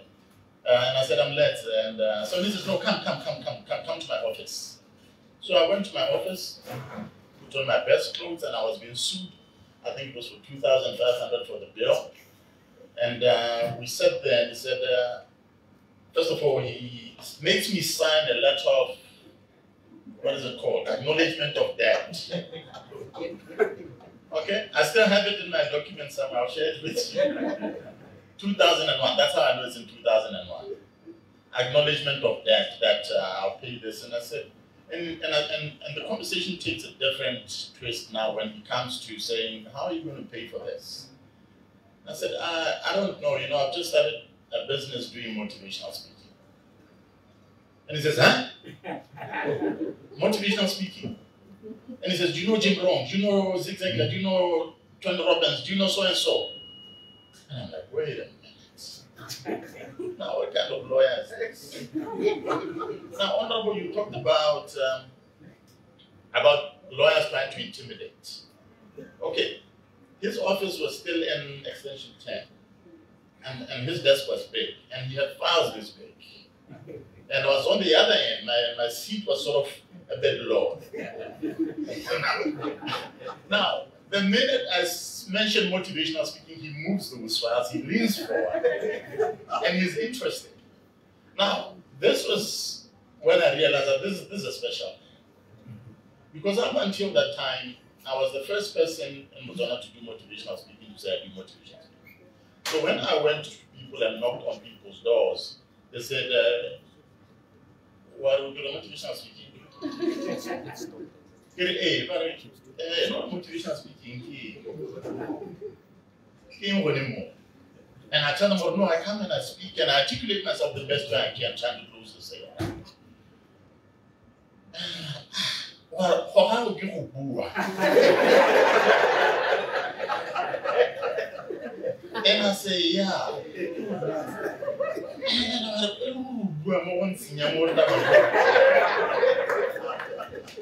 You understand?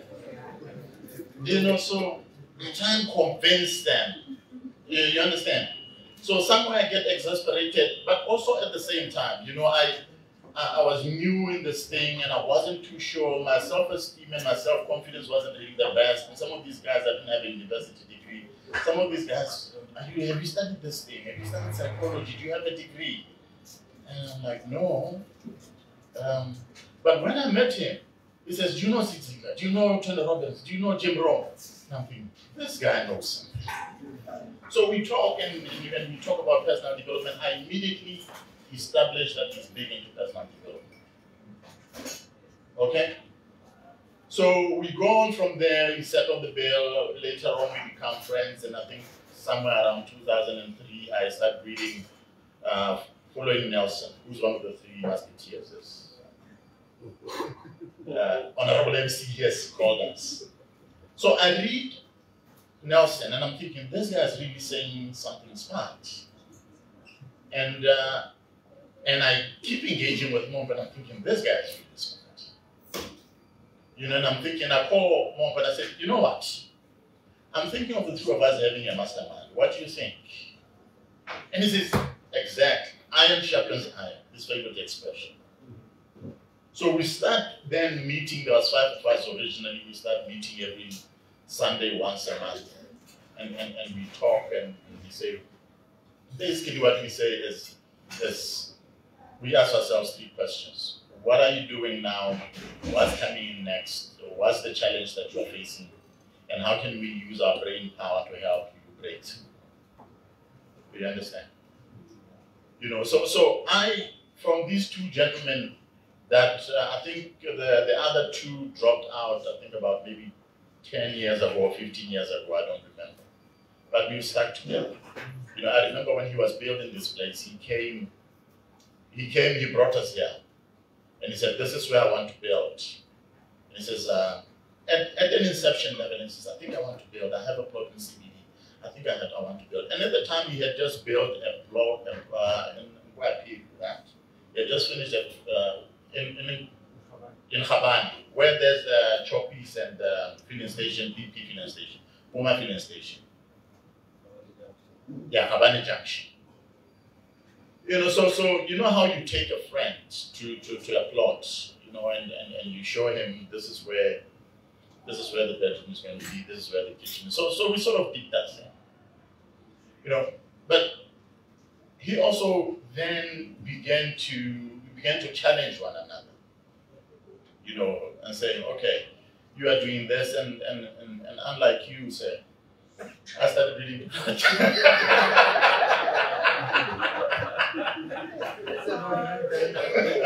Sorry. Let me see any protection.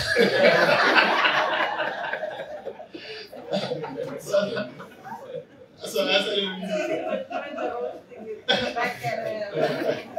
I started reading Robert Kiyosaki, and because primarily I was into subject matter expertise. How can I give a good speech, storytelling, and everything related to public speaking? Right. Now I started beginning to transition from just being a motivational speaker to being an entrepreneur. You know, because now he was saying, okay, you can't exactly. I was also beginning to get. Beginning to reach a ceiling where I was thinking, no, there has to be other businesses that are supporting what I'm doing. You know, so I started doing other businesses, and in fact, what happened is that over the last 7 years, I've been focusing more on other businesses than the motivational speaking. I haven't been very active in that space. You know, so that's what came out of the mastermind group. You know, and one of the things that we discussed was the outdoor gyms that you've seen around the country, the public, and the open spaces. That idea was basically when I had it, when I first had the idea, probably the first Sunday meeting that we met, I said, I have this idea. And they probably said, where are you going to get the money from? How are you going to do it? Where's your money going to come from? You know, I probably didn't know, but we discussed it. Now, as this idea stands now, we are at, we have 462 wards across the country. We've only built 45. We want to see in every ward where you live, you'll have an outdoor gym in the next 10 years. And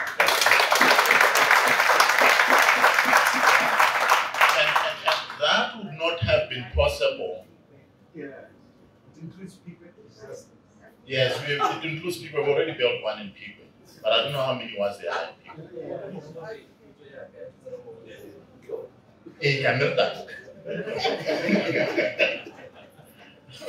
Okay, so that would not have happened if I did not have him in my corner and have him in my corner.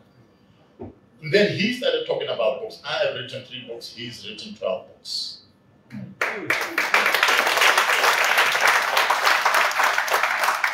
You know, so I don't know when you're writing your next book, but I hope you're starting.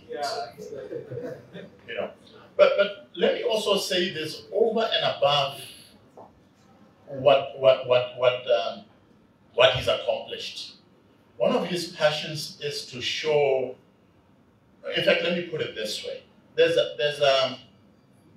when you read about how the University of Botswana was built, most of us pretty much know the story of how it was built. Right? And what maybe most of you do not know about that is that it was ordinary Botswana that were making contributions. And because this is an area in which I'm particularly interested, so I've done a little bit of research on that. Botswana is that Botswana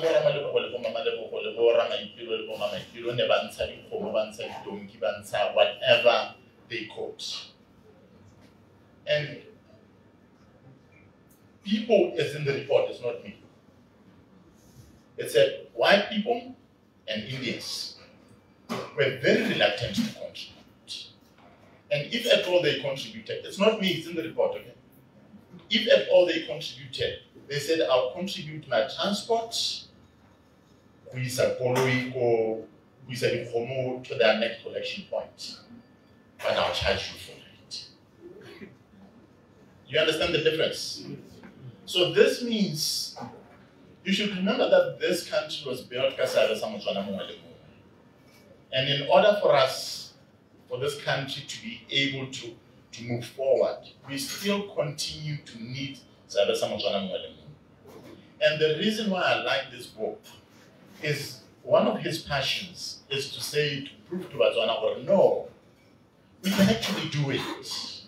We can have a Botswana having a close, I like to brag that he's the first billionaire that I'm going to know on a personal basis. You understand?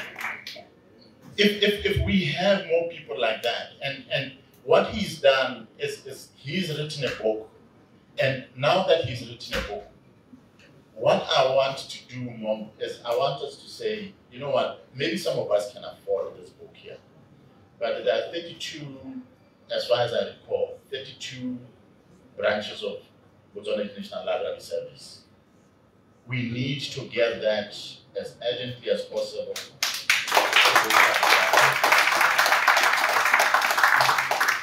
So that a young Botswana boy or girl who was in your position when you were growing up in the cattle post can have access to that kind of thinking. So that he can have access to that kind of thinking. Because we need to catch him at that stage. You understand? Yeah. We need to get that urgently, and we need to, within the first quarter of next year, to be in every public lab. We have to change it again. Because the reason why I mentioned how Botswana contributed and other people did not contribute is not because of any other way, but it's because I want to say that this is our only country. You understand? This is our own country, and we have to continue to build it in the best way we can. And now let me just tell you one more story before we go. There's one time a story of a builder, and this story has stayed with me, and I want to share it with you. I keep it for my special friends. It's about a builder who was retiring, had a brilliant service or career for maybe 30 years. He was a bricklayer, and then one day he went to his boss and he said, "Boss, I think the time has come for me to call it quits."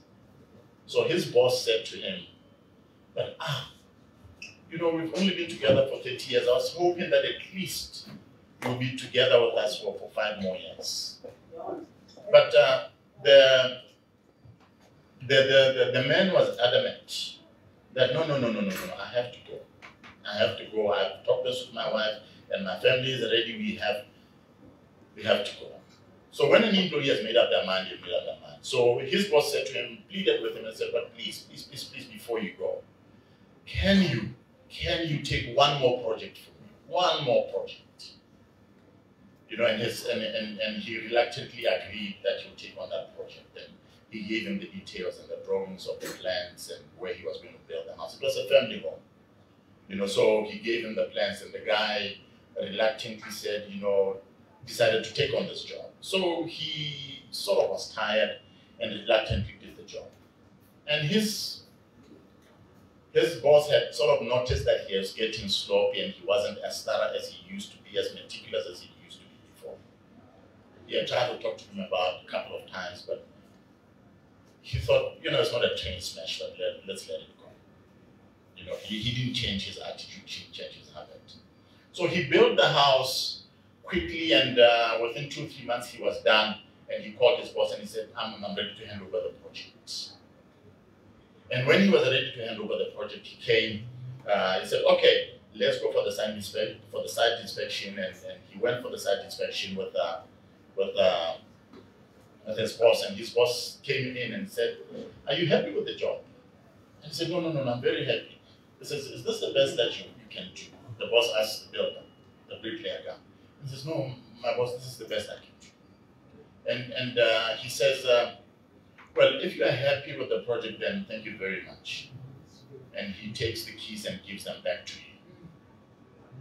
And he says, This is your house. I just wanted you to reward you for your long service." of 30 years. Well, according to the story, there was a huge disappointment on the builder's face. And he wanted to say to his boss, why didn't you tell me? Why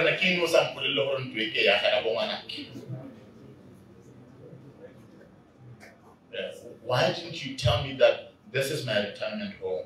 That you know, I could have done so much of a better job if you had told me.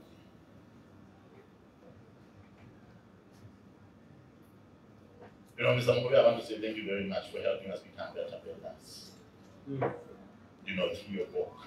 It's a tool, and I hope we'll take it, those of us that are here, that this country, we're not going to take anything for granted. We're going to build entrepreneurs. We're going to build businesses. We're going to build ourselves. And whatever job we take, we're not going to be like that builder. Because this is the only country we have.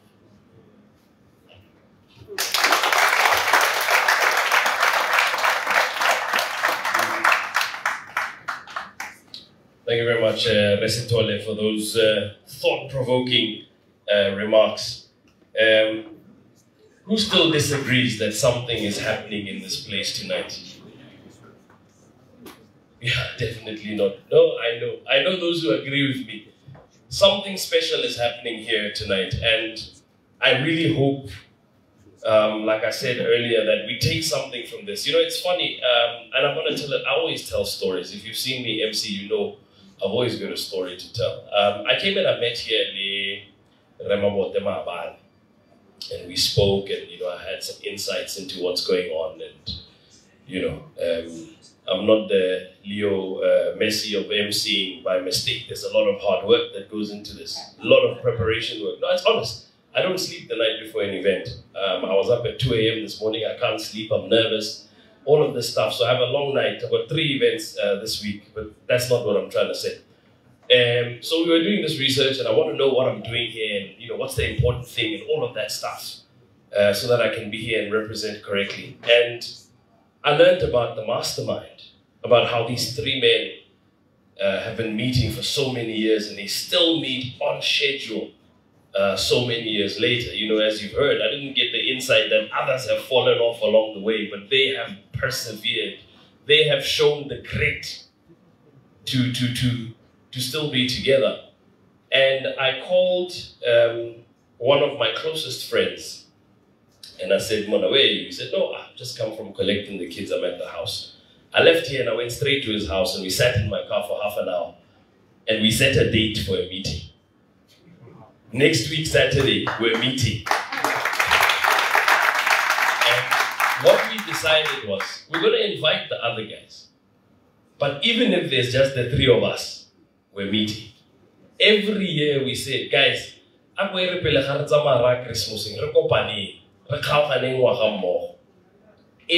year we fail. But this year, I'll come back at the next book launch and I'll tell you what's been happening. So I'm now going to invite the 3rd of the 3 musketeers, and this feels like something of a reunion, because this man played a very significant role in making me what was apparently the time one of the best radio presenters this country has ever seen. He shared so much wisdom on my radio show. I brought him back over and over and over again. And I am incredibly proud to see that he is here. And it is a great pleasure for me to invite up to the podium Renelson Letswe.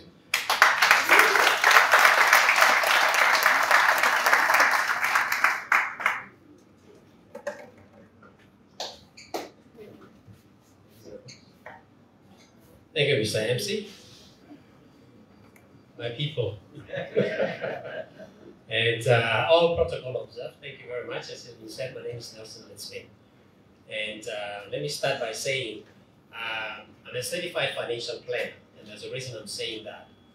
It's because in Botswana, there's very, very few of us. I think when I became a certified financial planner, there was number 6 in the country. We're not 9 yet. And one of the ways to be certified is the Financial Planning Institute wants somebody to testify I don't like that. Sounds like Baptist. You gotta testify. Somebody has to testify to the work that you have done. And in a world where you are a pioneer doing a lot of work on your own and saying for the people around you, it was my privilege to go to Mr. Mogobe and say, I need you to testify to the Financial Planning Institute about my work as a financial planner in this space. And so I didn't know what questions they asked, and they just said, give us an email address or somebody, and I gave them to that. And a few weeks later, I asked him, did you? He says, don't worry, come on, and a few weeks later, I got that letter to say, congratulations, you are a certified financial planner. But that's how much, excuse me, that's the contribution that he's done to me. And of course, just like Let's said, I met him under funny circumstances as well. Because at the time I was working as an accountant, and I was doing business plans for some Botswana to go to CEDA, and I was doing for one lady. And this lady had trouble with the law a little bit, sort of like what Let's was going through. And the letters of demand were coming from Mr. Mogobe, from the legal practice there. And then this client of mine said, please go beg this guy. I hear he's like the fiercest lawyer in the country. I've sent people to talk to him and he's not budging. Can you go talk to him to put off the sheriff not to take my stuff, and tell him that you are helping me with the CEDA proposal and that I'll be able to pay. I'm like, okay, I'll go see the guy. And so I went and to the office there to talk to Mr. Mogobe about this. And I tell you, that meeting about that lady may have lasted 2 minutes. After he found out what I do and all of that stuff, that whole thing changed. And we started talking about what we can do together. I don't actually know whether the sheriff was put off, but I know that we started figuring out this is what we need to do. And this is how Let's came into the picture, and we came into the picture, and that's how the mastermind was born.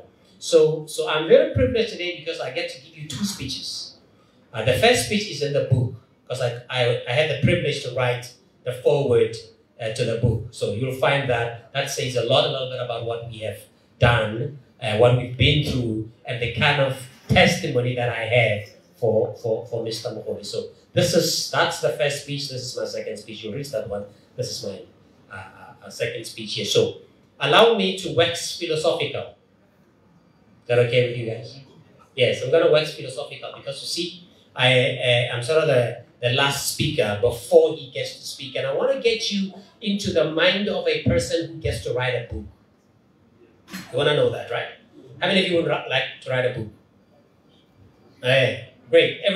Almost everybody has a story to tell. Everybody would like to write a book, right? So I'm here to sort of talk a little bit about that, what you can do about that. As human beings, we operate at 4 levels. We have the physical level where we operate, we have the emotional level, we have the mental level, and we have the spiritual level. And so the physical level is busy, it's traffic, it's stuff, it's all busy, I get it. And then we have the emotional level where there's lots of drama, right? Drama. Now at the physical level and at the emotional level, you don't have enough peace to write a book. There's no peace there. If you really want to write a book or to be creative, you need to move on to the mental level. And that level, that's the only place you can sit down and start collecting your thoughts and being able to bring something out. Now, we've already seen Mr. Mogobe in his nuggets of wisdom where he does that. He does it well. It's a mental level, the ability to get into another person, to pull a story out, to pull a lesson out, to pull something out. That is an operation at a different level. So when we talk about the evolution of a human being, it's about us moving out of the physical to the emotional and then entering that space, that mental level. Of course, we still have to go to the spiritual level. We have a pastor here who can take us to that level. But what we have is to be able to sit down and write a book. Now, you cannot write it unless you have that level of peace, that level of seclusion, that level of the ability to interview not just others, but this time you get to interview yourself. And Mogobe has done a great job in his ability to interview himself and to pull a nugget out of himself. And we have that nugget of grit that we are all going to be able to have access to. So all of you who want to write a book, you're not going to write it in the kitchen while the children are making noise.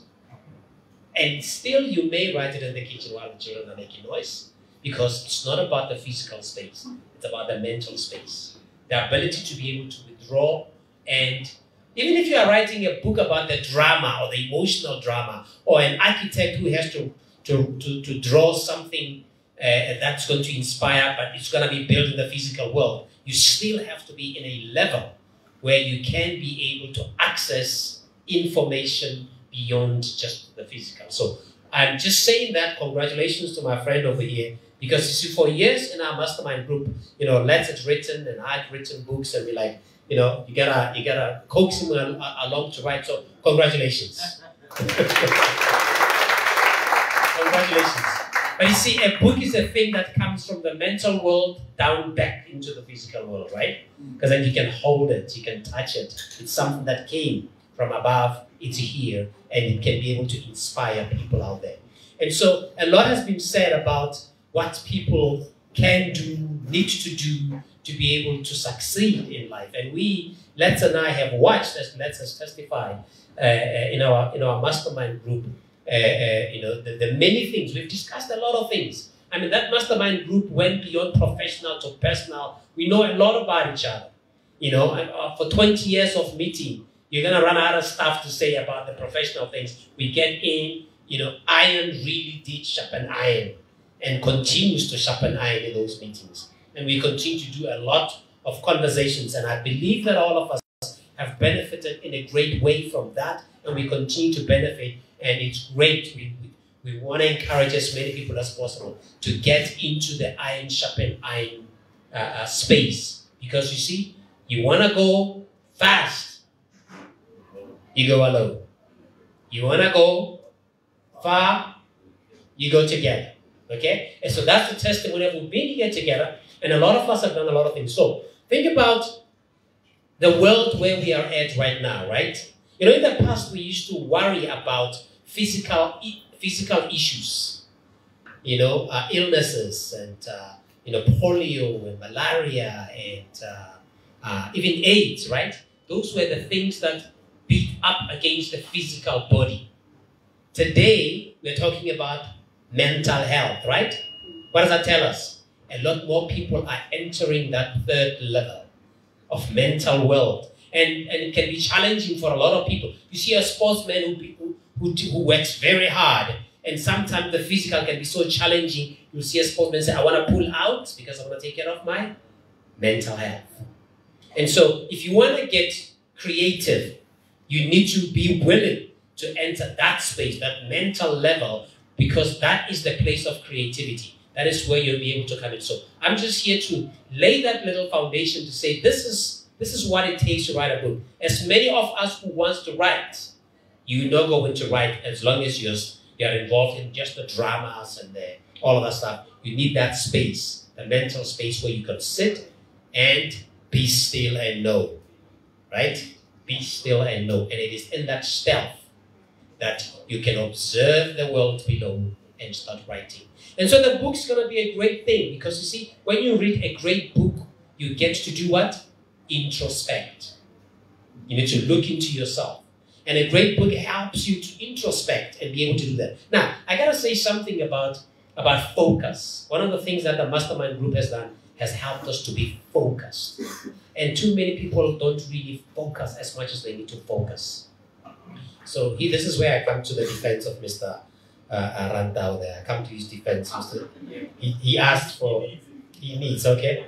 Now, Mr. Rantau has told you that his focus was to be a lawyer, right?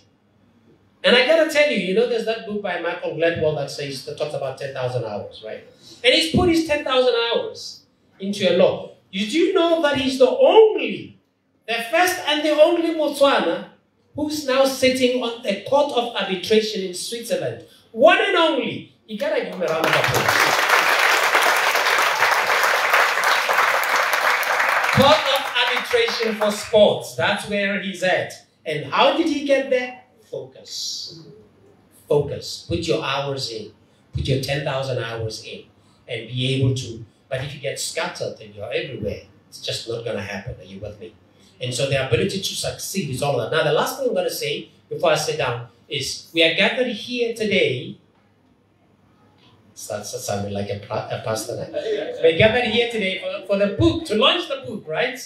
We're gathered here today, and I believe everybody's going to walk away with a book, and there's a lot that we're going to be able to read and learn and grow. But we're gathered here today. It's also a networking session, isn't it? Now, I want to say something about networking. You know, in networking, let me say this. When you want to build a house, there's a number of things you got to do. You find material, right? And then the material doesn't just jump up and become a house, right? You need people. You need a bricklayer, you need a carpenter, you need a, what do you call them? Electrician, you need a plumber, you need a painter, you need all of those people. If you hear yourself saying the material is too expensive, are you going to build a house? No. You haven't even started, right? If you hear yourself saying, I got the material, but these people are too expensive, are you going to build a house? You never. So, life is about group work, right? So if you're going to do anything like that, you have to remember that there's material and there's people. Now, this is where I come to the defense as well of the professionals. You know, many people want to lift themselves up to the mental world or up there. But what it really takes is props that can lift you up. To get the house up, you do need a bricklayer. You do need an electrician. You do need a plumber. You do need all those. To be able to lift yourself up, to have a dream, to build your dream, you're going to need a lot of professionals in your life, are you not? You're going to need a lawyer. You're going to need a financial planner. I'm one. You're going to need an accountant. You're going to need all of those. But once you hear yourself saying the lawyers are too expensive, the financial planners are too expensive, the accountants are too expensive, your dream is never going to go up. Those people should just be props in your dream. If you think they're too expensive, then your dream is too small. Because you're going to need those professionals in your life. They spend time studying and helping you to do that. So a network session, it's a place where you come here and say, who are the props in my life? Who are the people when I leave here that I'm going to need to say, I need the lawyer, I need the accountant, I need the financial planner, I need all of these people. Because you're not going to be able to do it on yourself. So this is just us back in the mental world, coming back to say, look, if we're going to build this country, we need each other. Are you with me? And your job in a networking session is not to dish out your cards. You know, when you dish out cards and people haven't identified you as their prop, are they going to call you? No. It is better for you to collect the cards from the people you think, these are my props. These are the people that I need. Because then you are going to call. So, we are in a great place. Mogobe has brought us together here again as a network. And in this network, I think we can really do something. It takes networks like this to build a country. This is a small village here, isn't it? Yes. And this village can really do a great thing. So, that's, you know, just in a nutshell, the last things that I really want to say is, Mr. Mogobe, thank you for building the village, for bringing the village together. And it takes this village to build this country. And I feel very privileged that I have the opportunity to speak here today. And I know that our journey, even as the Three Musketeers, is only just begun. Thank you so very much.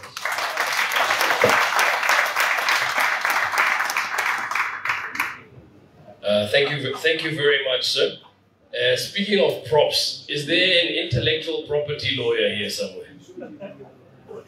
I see these men taking my IP and calling themselves the Three Musketeers after this. I need to handle that very quickly and make them pay for it before they go and take it with them.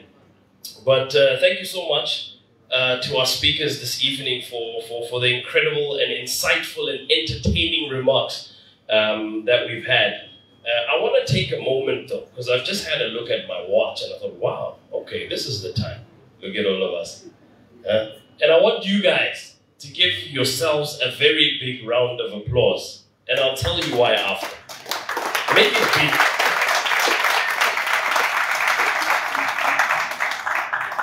At no point, and this is rare, right? I've been doing this for, 10 plus years.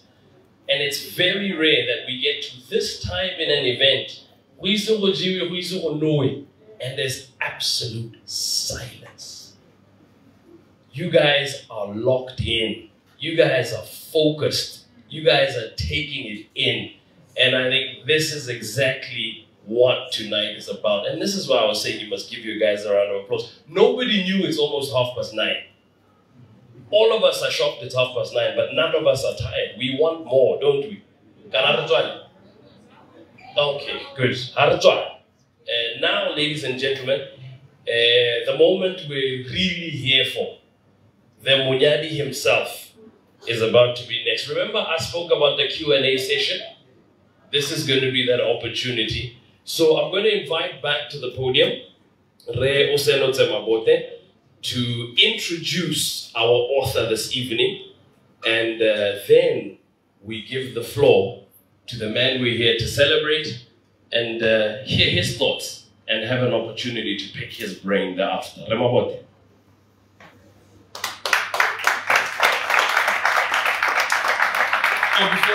Before he comes on, just something, some quick housekeeping.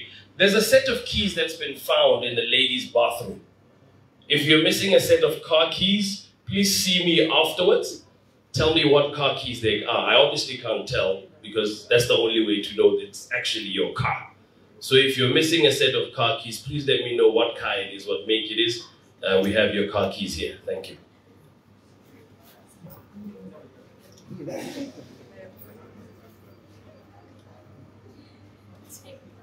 Ya lebonga motsamaisa tiro o manomtlotlo thata o matsetseleko ka sengwaketse mme ba ka o lengwe ka ngwao ya Setswana gantsi ha re mo tirong e ntseng ya re bua ka mogaka tshwanela re mo gobe ga o ka ke wa bua ka diphitlhelelo tsa gagwe o se bue gore ene mme o tswa kae ke mang re mo gobe o tswa ko kane ke kokomana ya ga Kgosigolo Mongala ke morwa Modukanele ke morwa Matlhopha ke morwa Rango ke morwa Lerumo ke ngwana wa ga Monofo le Momphi Setogolo se o rakgasa rula o ra Modukanele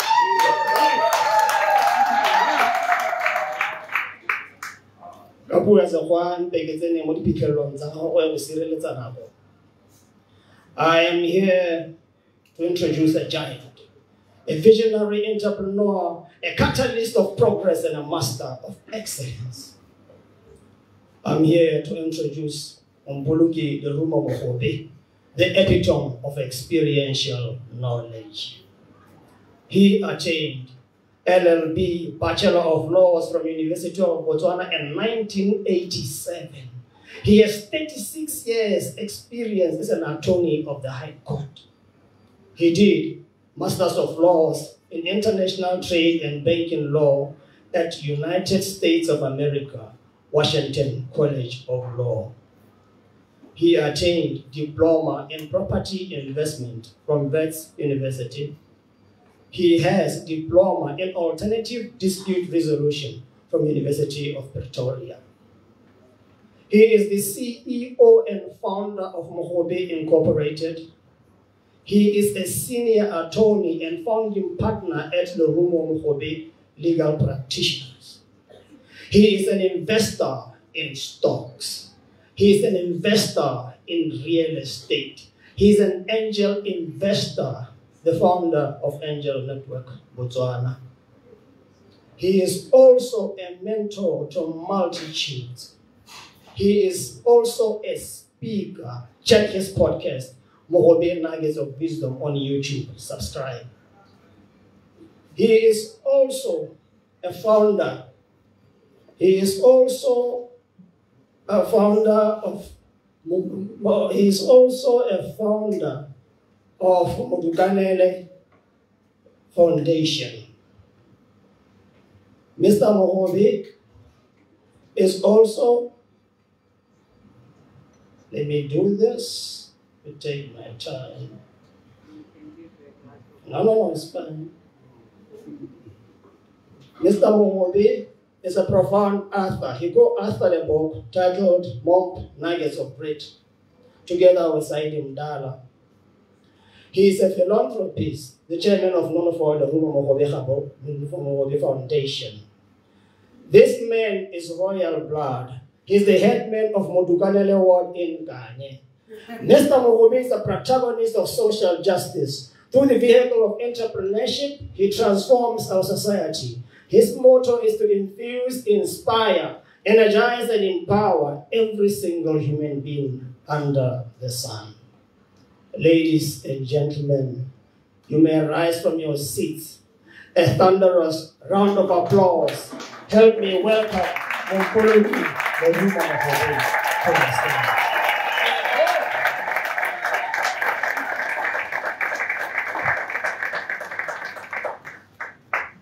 Thank you. You may be seated. Let me start off by thanking Oseno Tamabote not only for putting together such a great and wonderful event as the chairman of the committee responsible for organizing this, but also let me thank him for that generous and absolutely flattering introduction. Let me also thank the previous speakers who spoke so eloquently and did their best to share my book. As they were sharing my story, I wondered what is left now to talk about. But believe me, there's still plenty to share. When I wrote this book, I took a kind of general and panoramic view of my history and my life as best I could. And I sort of superimposed it on the history of the country itself, because the date of my birth was a year or so before the date of birth of this republic that I love so much. So in sharing my life, I can safely say that I tried to share the deep love that I have for this country, the passion that I have. I have one of my mentors who has since passed on by the name of Bahiti Temani, who was the former Speaker of the National Assembly and who was also a former minister, but more importantly, he got me to understand the importance of being a Republican and the idea of republicanism. And he said to me, and I've come to embrace this, that it's more important to respect the republic, to respect the country as a constitutional republic, than just to be mesmerized with the democracy that emerges from that republic. And to me, that is very, very profound. I'm coming to you as a Republican, as a lover of this country. And I've always approached my life as a work in progress and as a partnership. And one of the greatest partners I've had in this journey is none other than my beautiful wife, who's given me 3 beautiful children.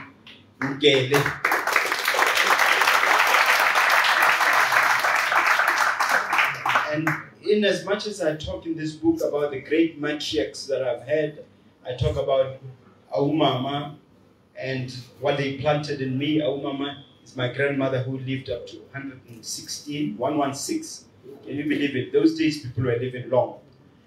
And my grandmother, who you heard, tragically passed away as I was driving from Ghana one fateful day in 1995. Mutsidisi, and my daughter, Mutsidisi, is here. She gave the name to my daughter. And also my mother Mompi. Those women, those great matriarchs, had such a pivotal role, and I loved it when the minister in her speech emphasized the importance of having those naturals. So I'm very, very lucky to have had these foundational naturals and then to be living with a full-time, 24/7 natural in my wife. So give her a thunderous round of applause.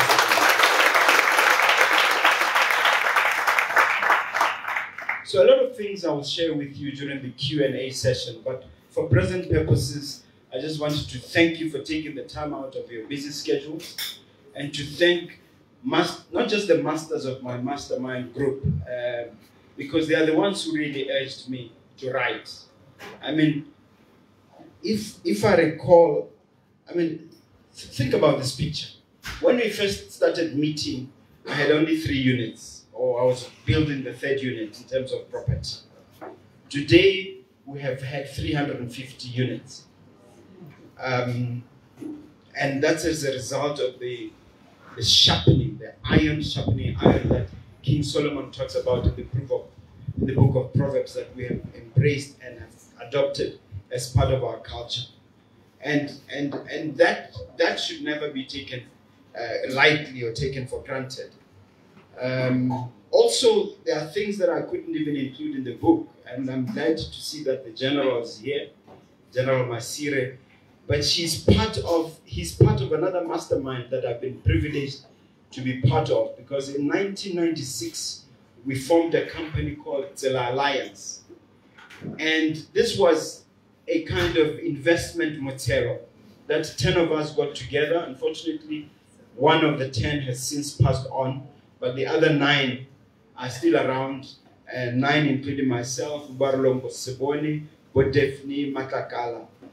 But the amount of iron sharpening iron, and the amount of learning, and the amount of cross-pollination of ideas that took place as we invested in various properties and various investments across the city, and we encouraged each other over such a long time. So I'd like to say thank you to you, Masire, if you can accept the thanks on behalf of the other members of Tsela. A round of applause for him and the rest. So it's very important for us to accept this, and for me, the thing that drives me the most is the idiom ya hore. In as much as we recognize hore,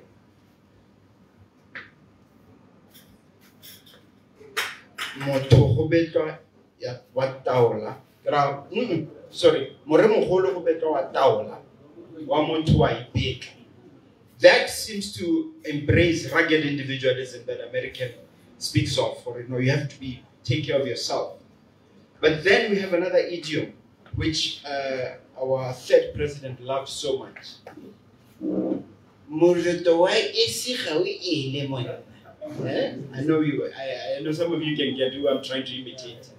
You know, Remoha used to say this so much. So these are seemingly contradictory idioms. One, celebrating rugged individualism, the idea that you have to go out there and fight, all that grit. But then, once you're in the middle of that grit, it's very, very important, and this is something me and Saidi, my co-author, try to capture very well in this book. In as much as we're going for that rugged individualism, we should recognize for it, our efforts are limited on our own. In other words, you need a combination of both. You need cross-partnerships. You need to cross-pollinate ideas. You need to be empowered by others. And you can only get those if you empower them. In other words, it's almost like a biblical principle that for you to get blessed, first you have to be a blessing. You have to be a blessing in order to be blessed. It's a prerequisite. So you have to empower others in order to be empowered. So I'd like to promise you as a reader, a future reader of this book, that is the concept that you will embrace in this book. And Mr. MC, I'd like to leave other matters, where is it? Other matters for the Q&A session. And I would like to say that I'm thrilled, excited, I'm delighted. I'm over the moon that you have found it necessary to come. And I guess we go back complain our also and that's very, very surprising. For all the speeches were entertaining and were enthralling, and you guys were gripped. So I would have wanted to thank my children as well. I know you are shy, but is Okara around? Yes, the 3 of you, if you can come over, let's see. Let's see. 4.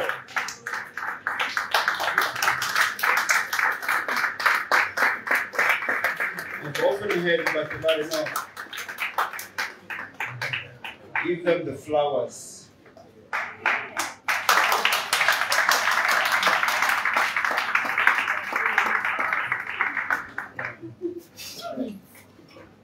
Isipele, TD, Yotkaha, Pasiraj. They've all also contributed directly and indirectly to this journey. Some of them may not be aware. Otkaha, I think you are well aware of it. Mogobe Nuggets of Wisdom, the podcast. Although it was my idea, it was you who executed on it. Sokhele is the gentleman who is running this restaurant, Black, and he's making things happen for you. CD is running our Momp Mogobe, which is our brokerage and estate division. And the beauty queen here, I think is going to open our beauty division. I'm not so sure. Our beauty and fashion division. But she's all fully a part of what we are doing here. And I'd like to say thank you very much for being part of this beautiful tapestry. And in as much as we've had a scare last week that all of you know about, but we glorify God that we survived that scare, and we praise heaven that you were not, although you were hammered, you were not hurt that much. And that you are here to tell the story. Thank you very much. A round of applause for these folks. So that having been said, Mr. MC, I think that's it. We will get more out of the Q&A session. I didn't prepare a speech as such, so thank you very much. I believe this is the time now you get to ask me questions or a question or two about the book and what inspired the book. Or shall I take over as the MC now? Okay.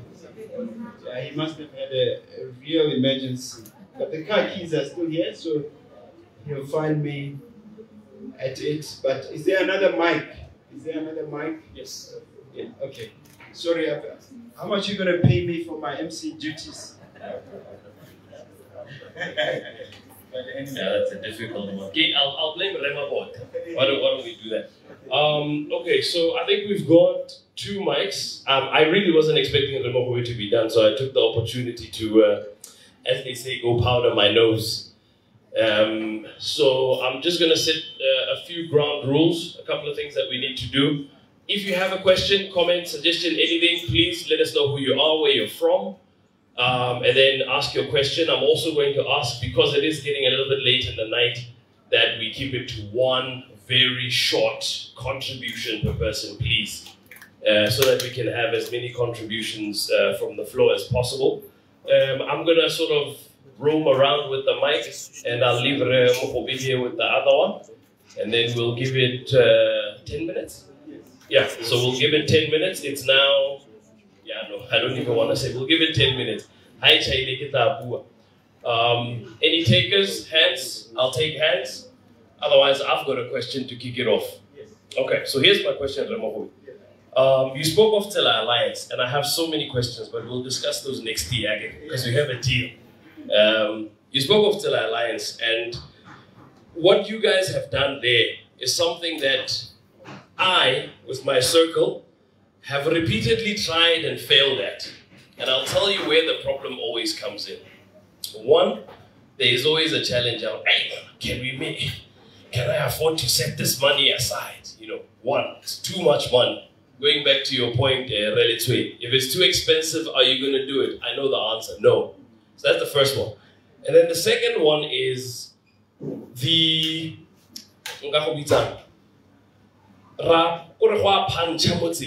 right?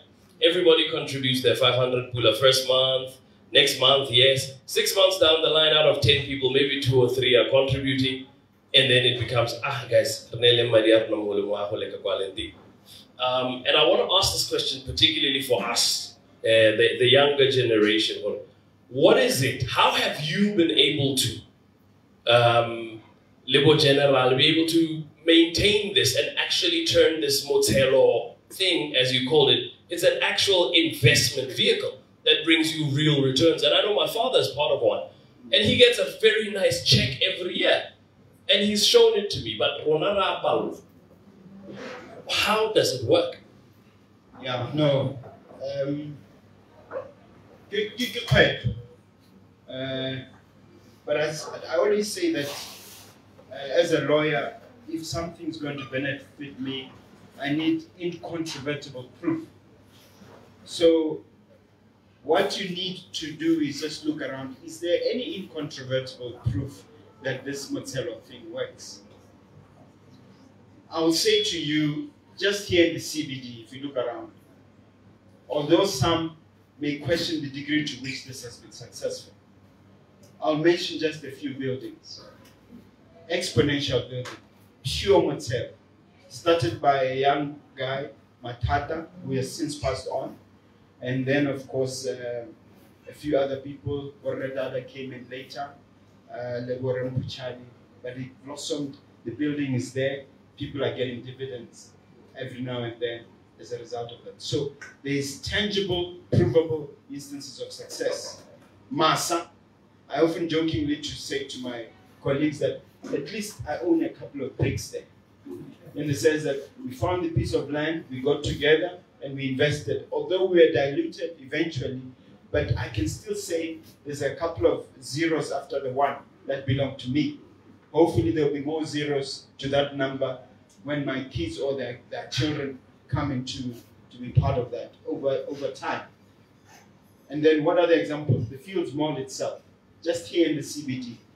So this whole thing that you need to do is to see that it can work. And then we still meet.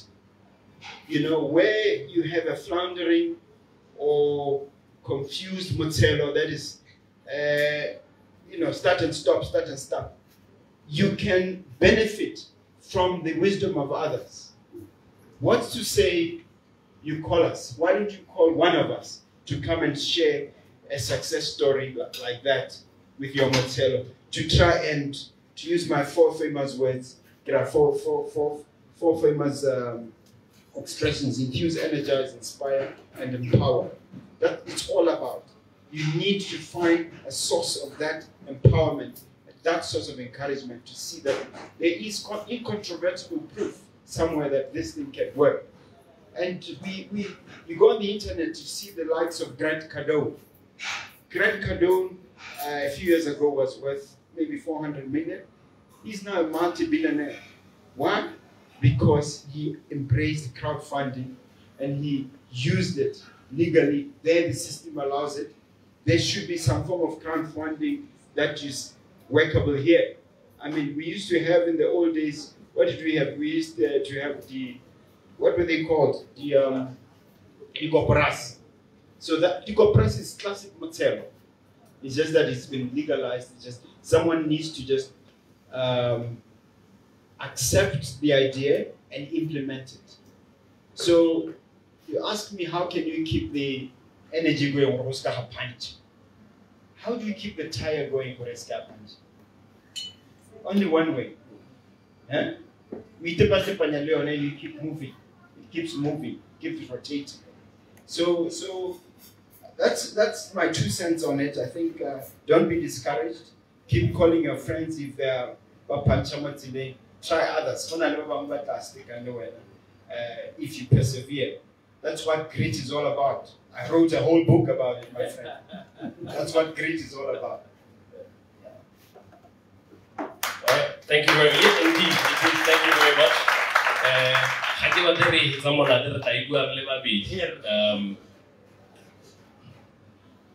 Okay, so remember to introduce who you are, where you're from, and your question.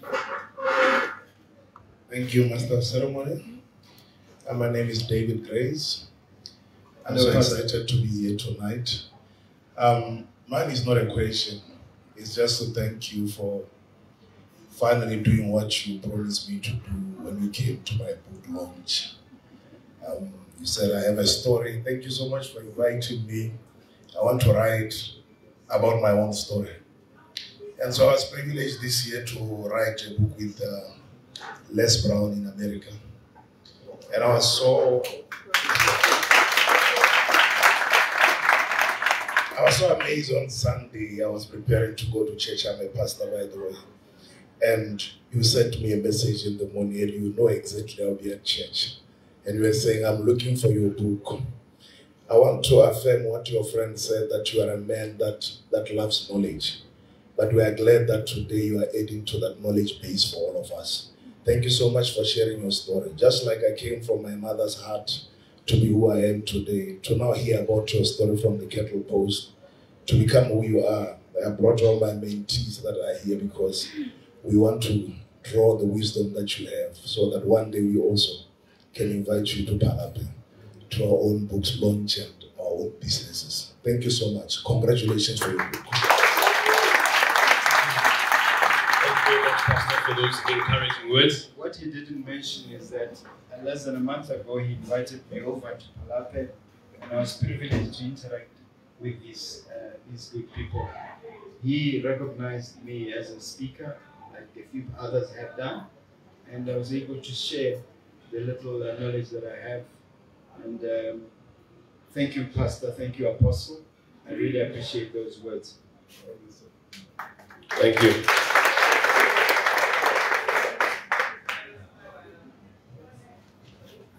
Thank you very much for the opportunity. My name is Kudakwashe Chihata. I am a pupil at Momp Mogobe MOMP Practitioners.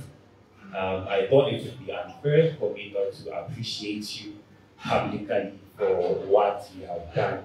For me, as a young man from Zimbabwe, many a times it's hard to be in a foreign land, but allow me to say, not only is he an entrepreneur, but he is a man who has people at his own heart. This is a man who has stood with me in the most difficult times here in Botswana. I appreciate you very much, Mr. Mogobe. May you live long.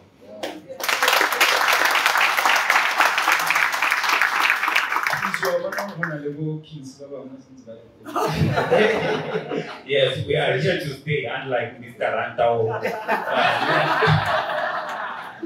Yes, and moving on to my question.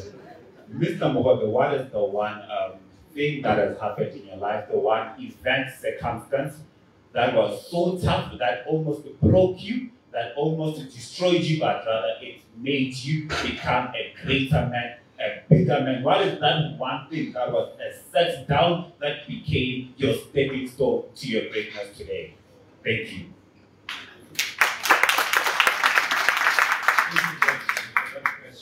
They say that your test becomes your testimony, your mess becomes your message.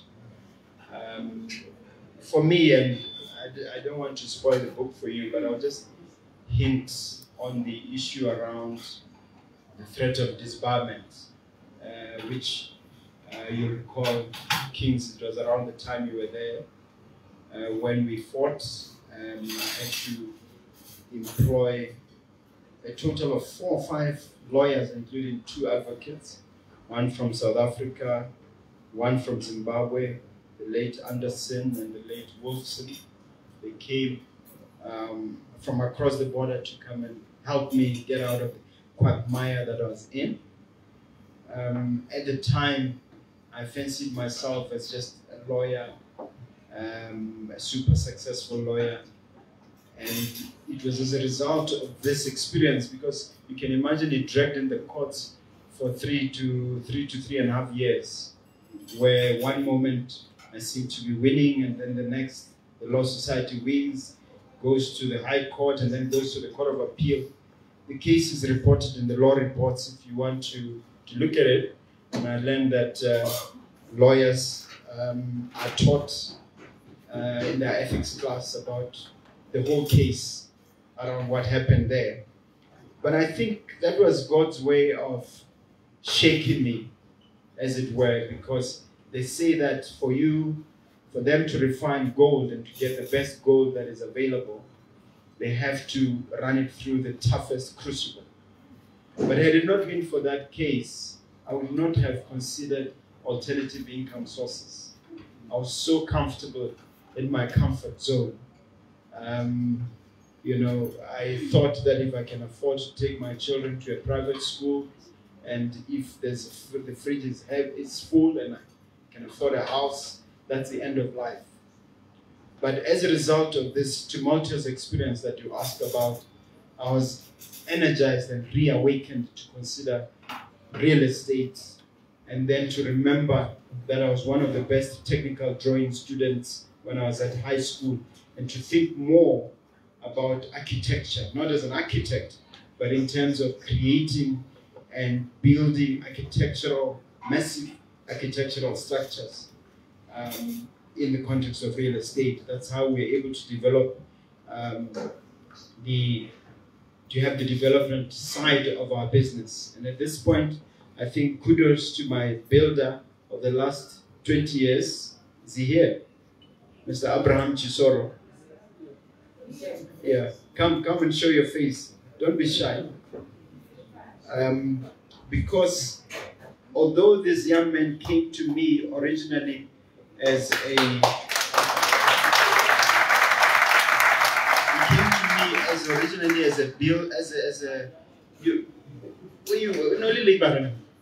yeah, he was a laborer in a building site. We're building a house for Momp Mogobe at the time, as I recall, and he was working under someone that I had hired. And the relationship mushroomed from where he was a mere laborer who was thirsty for knowledge to him now be in charge of erecting sites for us. If you look at our warehouses, if you look at this very building, it's the hands of this very man.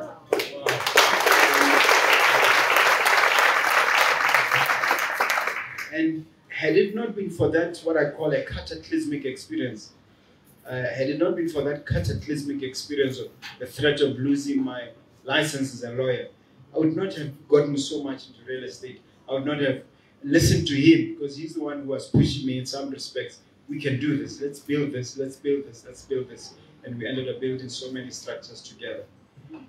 Thank you, Mr. Thank you, sir.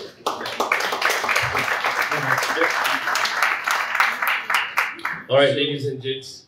So it's just to say that, look, this terrible event led to greater things. So sometimes when you have a setback, that is actually a setup for greater. So my setback became a setup in that sense. Thank you, Mogobe. I have to become the unpopular guy again. We have to cut the Q&A here. It's already 15 minutes, believe it or not, into the Q&A. And it is quite late into the night for a Tuesday. So we are going to wrap it up here and say thank you very, very much, Mogobe, for your words. And we truly, and I know I speak for so many people here, we are really looking forward to reading your book over the Christmas holidays, without a doubt. It's on my reading list. It's one of the 2 books I've got on my reading list for the Christmas period, so I'm really looking forward to that. Ladies and gents, we're coming towards the end of the formal program of the evening. Before we do that, I've just been requested to throw something very quick in here, where the team from, or Mogobe's team is going to thank the Honorable Minister for taking her time after a long day, I have no doubt, to be here with us. And we're truly grateful that you've allowed us to keep you here as late as 10 o'clock at night. So the team would like to present to you a small token of appreciation for taking your time and being here to deliver the address for the evening. So the team.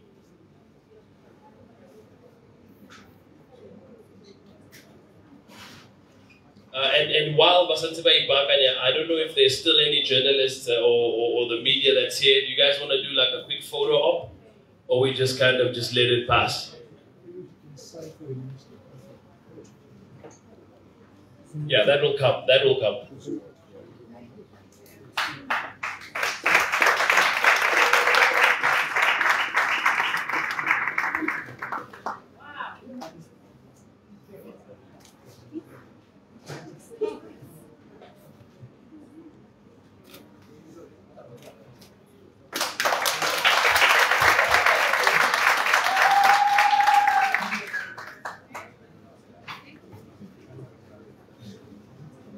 Thank you very much, guys. I'm now going to invite our last speaker, to, oh, there's another one.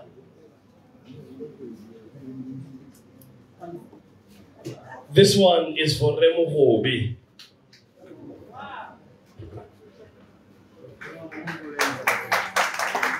Oh yes, sorry.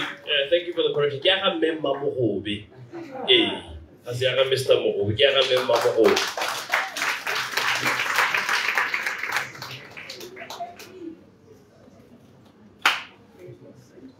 Thank you very much. And without much further ado, let me invite Mayor Thokozile Nyirenda to deliver the closing remarks for this evening.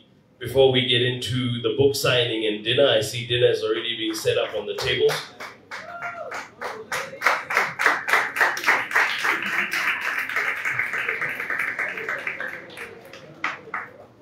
Thank you.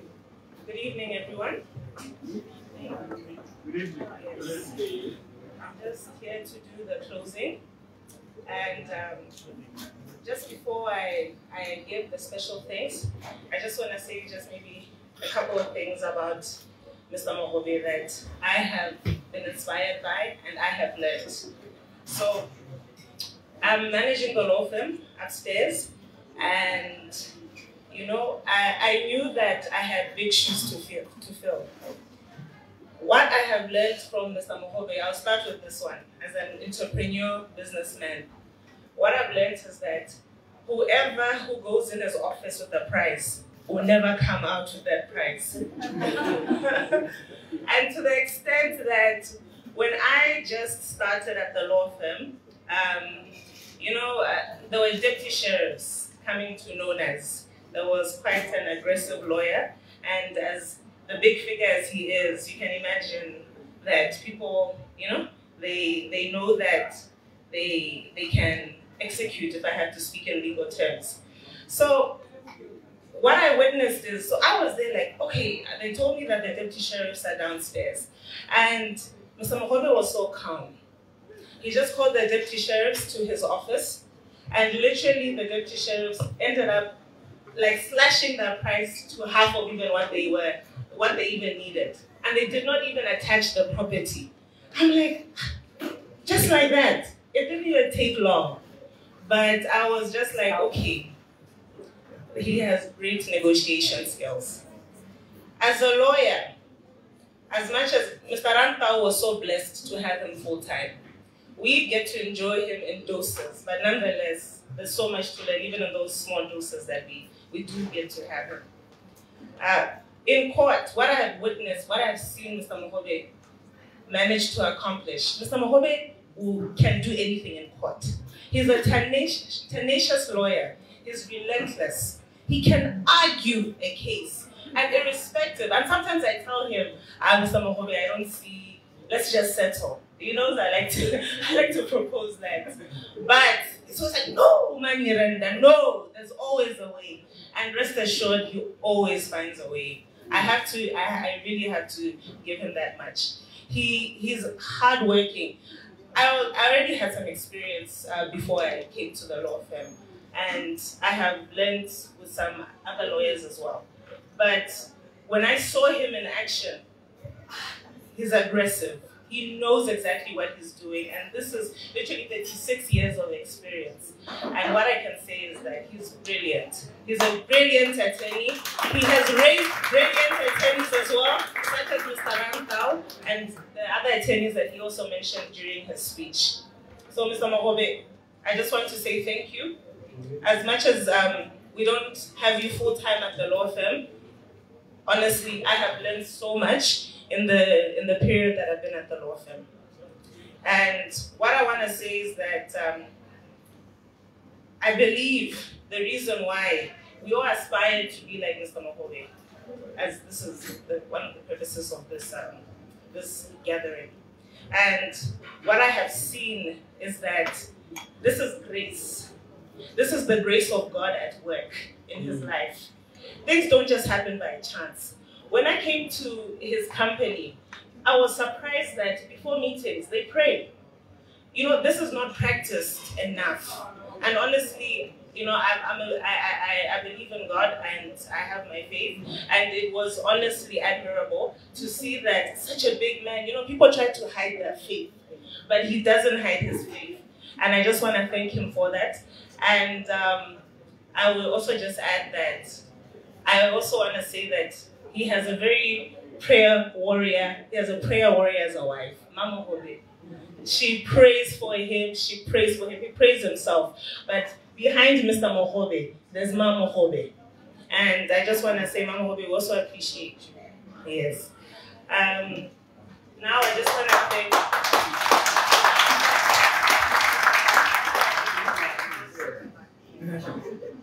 I want to thank all the speakers that spoke tonight.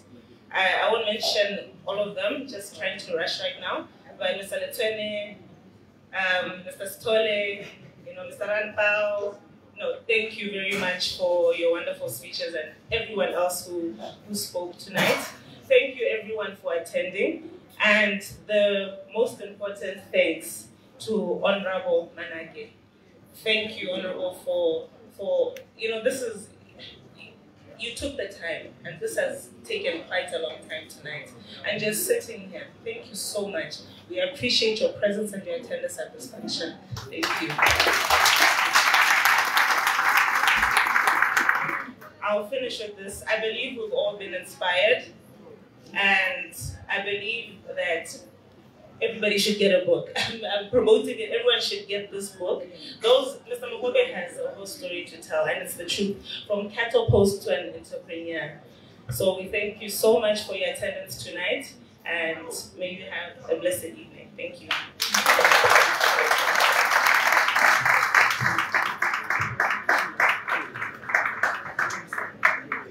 Thank you very much, ladies and gentlemen. That brings us to the end of our formal program for the night. Once again, thank you so much for each and every one of you for attending, for remaining here, for remaining attentive, and making it to the end of the evening. We just have one special request, Remo Hobe. I think the media would like to see you sign the Honorable Minister's copy of her book. It's long been signed, so he can re-sign it at the top. There they are. Those that want that are ready.